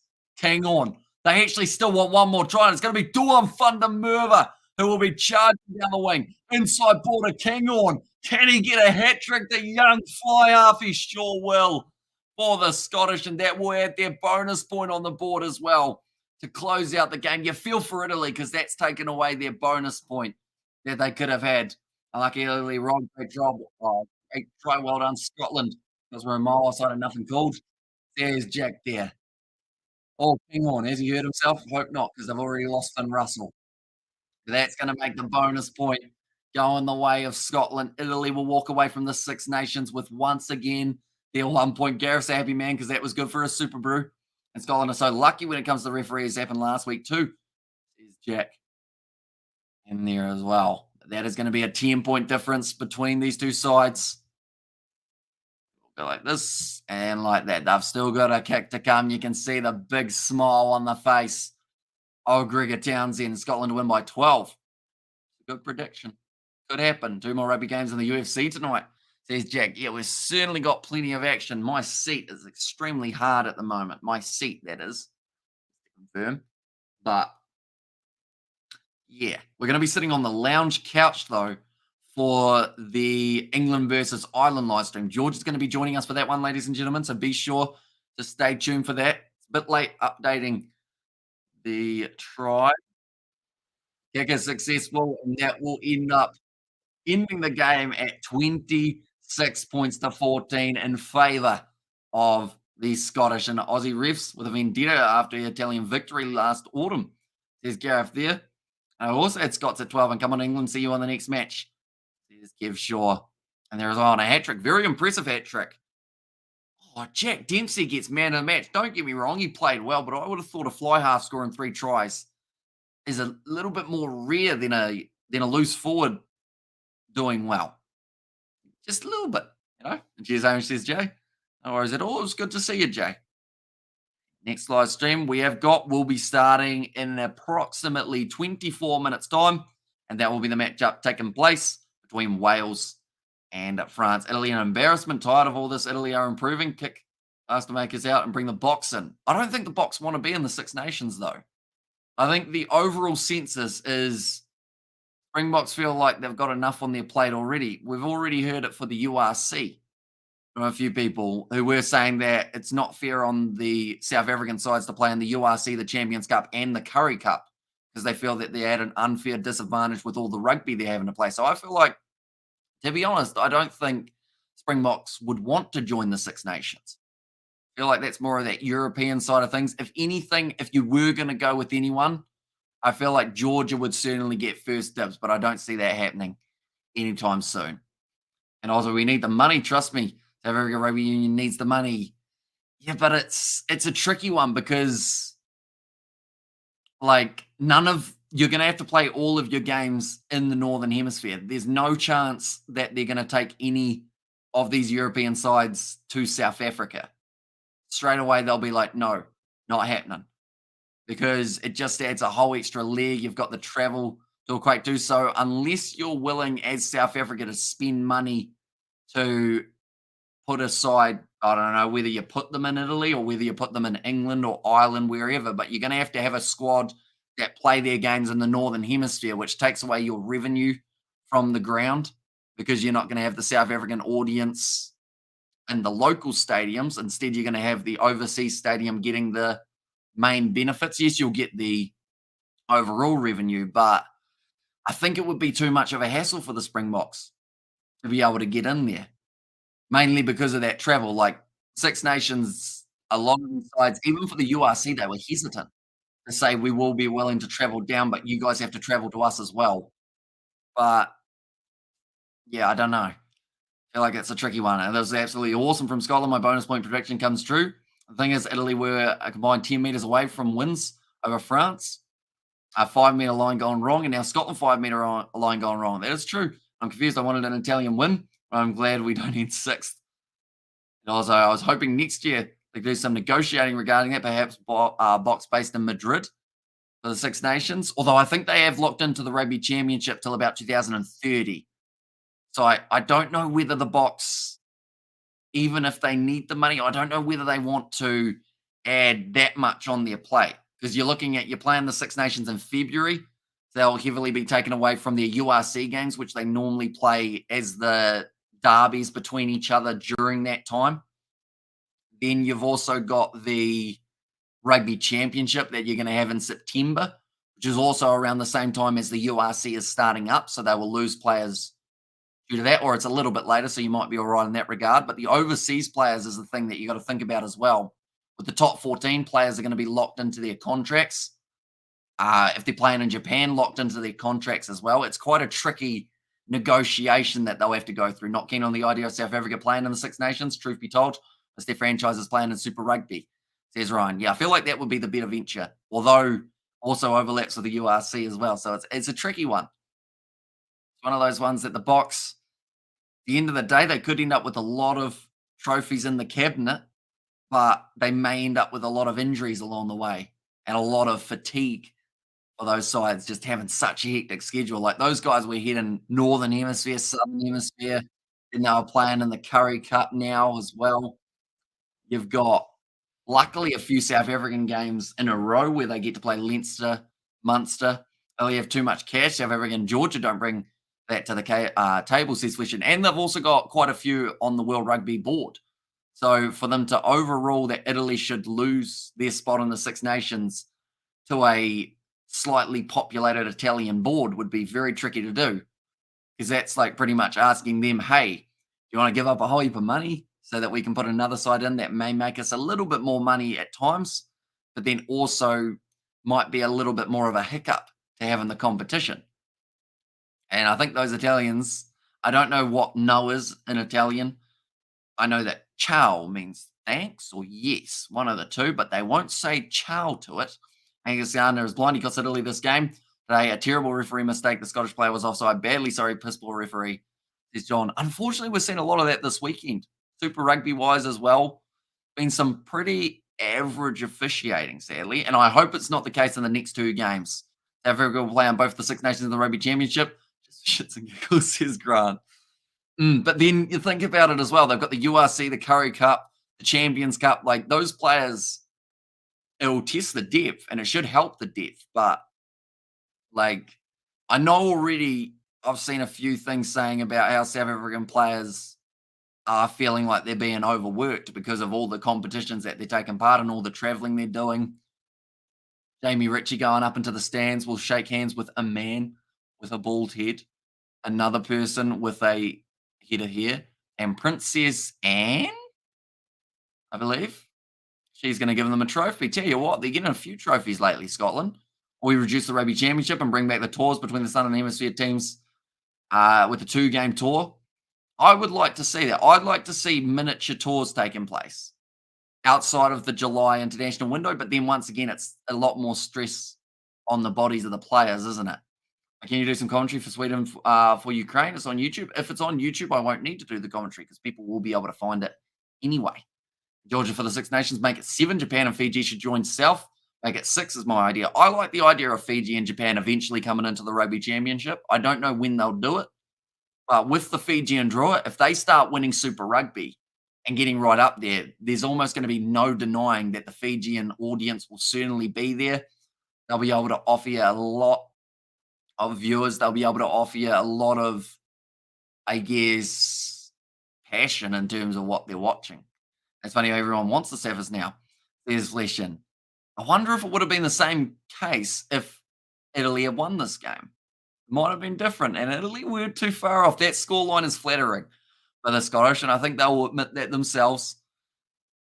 You know, Tui Pilotu has a lay down in front of the winners of the Kolkata or whatever it is. Which cup was it? They're hiding in front of it. The problem is by sitting right in front of it, no one now knows what you've won. They've sat in front of the sign that actually said what type of cup it was. 1+1 is 3 quick maths, says Gareth. And Georgia, along with South Africa, make it 8 nations comp, says Nate there. And also, we have got there because we are cheap, says Grant. Nonetheless, are going to be at the end of this live stream. We've got 15 minutes, ladies and gentlemen. Then we're jumping straight back in for the next game, which is going to be Wales, and they will be taking on the French. I like the idea of tours during June, so 3 matches between teams instead of a tour of 6 nations teams. And the benefit you've got is you might not have New Zealand and Australia in there for those ones because of Super Rugby finishing on about the 25th of June. But you've got the benefit of with South Africa in the URC, they could head north, 3-match series against England. Who wouldn't want to see that? Argentina could head north, 2-match or 3-match series up against, I don't know, France or someone like that. And just kind of, have miniature tours. You don't have to have everyone playing, which I think is the thing that they struggle with at the moment. They seem to think if we're having July internationals, every side has to play. Or like if we're having November internationals, every side has to play in the top 20 or whatever it is. But like, just have a tour. Go on a tour. Jamie Ritchie. Italy have been playing very well. Well done, Scotland. Congrats on your win. 24 points to 14 in the France-Wales match is on ITV or STV, if anyone needs to know, says Kev. And if you need a VPN, we've got a link to a VPN up in that pinned comment. You want to check that out. I think with our link, you actually get an extra 3 months free. Fancy, isn't it? And also, hello, Bromeo. Says Gareth there. No one wants to go to Georgia in March as opposed to Rome, says Fleshin. True. Nonetheless, do thank you all very much for tuning in. We will be back for the next live stream in 15 minutes' time. Wales versus France. Hope to see some of you guys there. If you did enjoy, be sure to leave a like and subscribe to the channel, and I will see you all for the next one.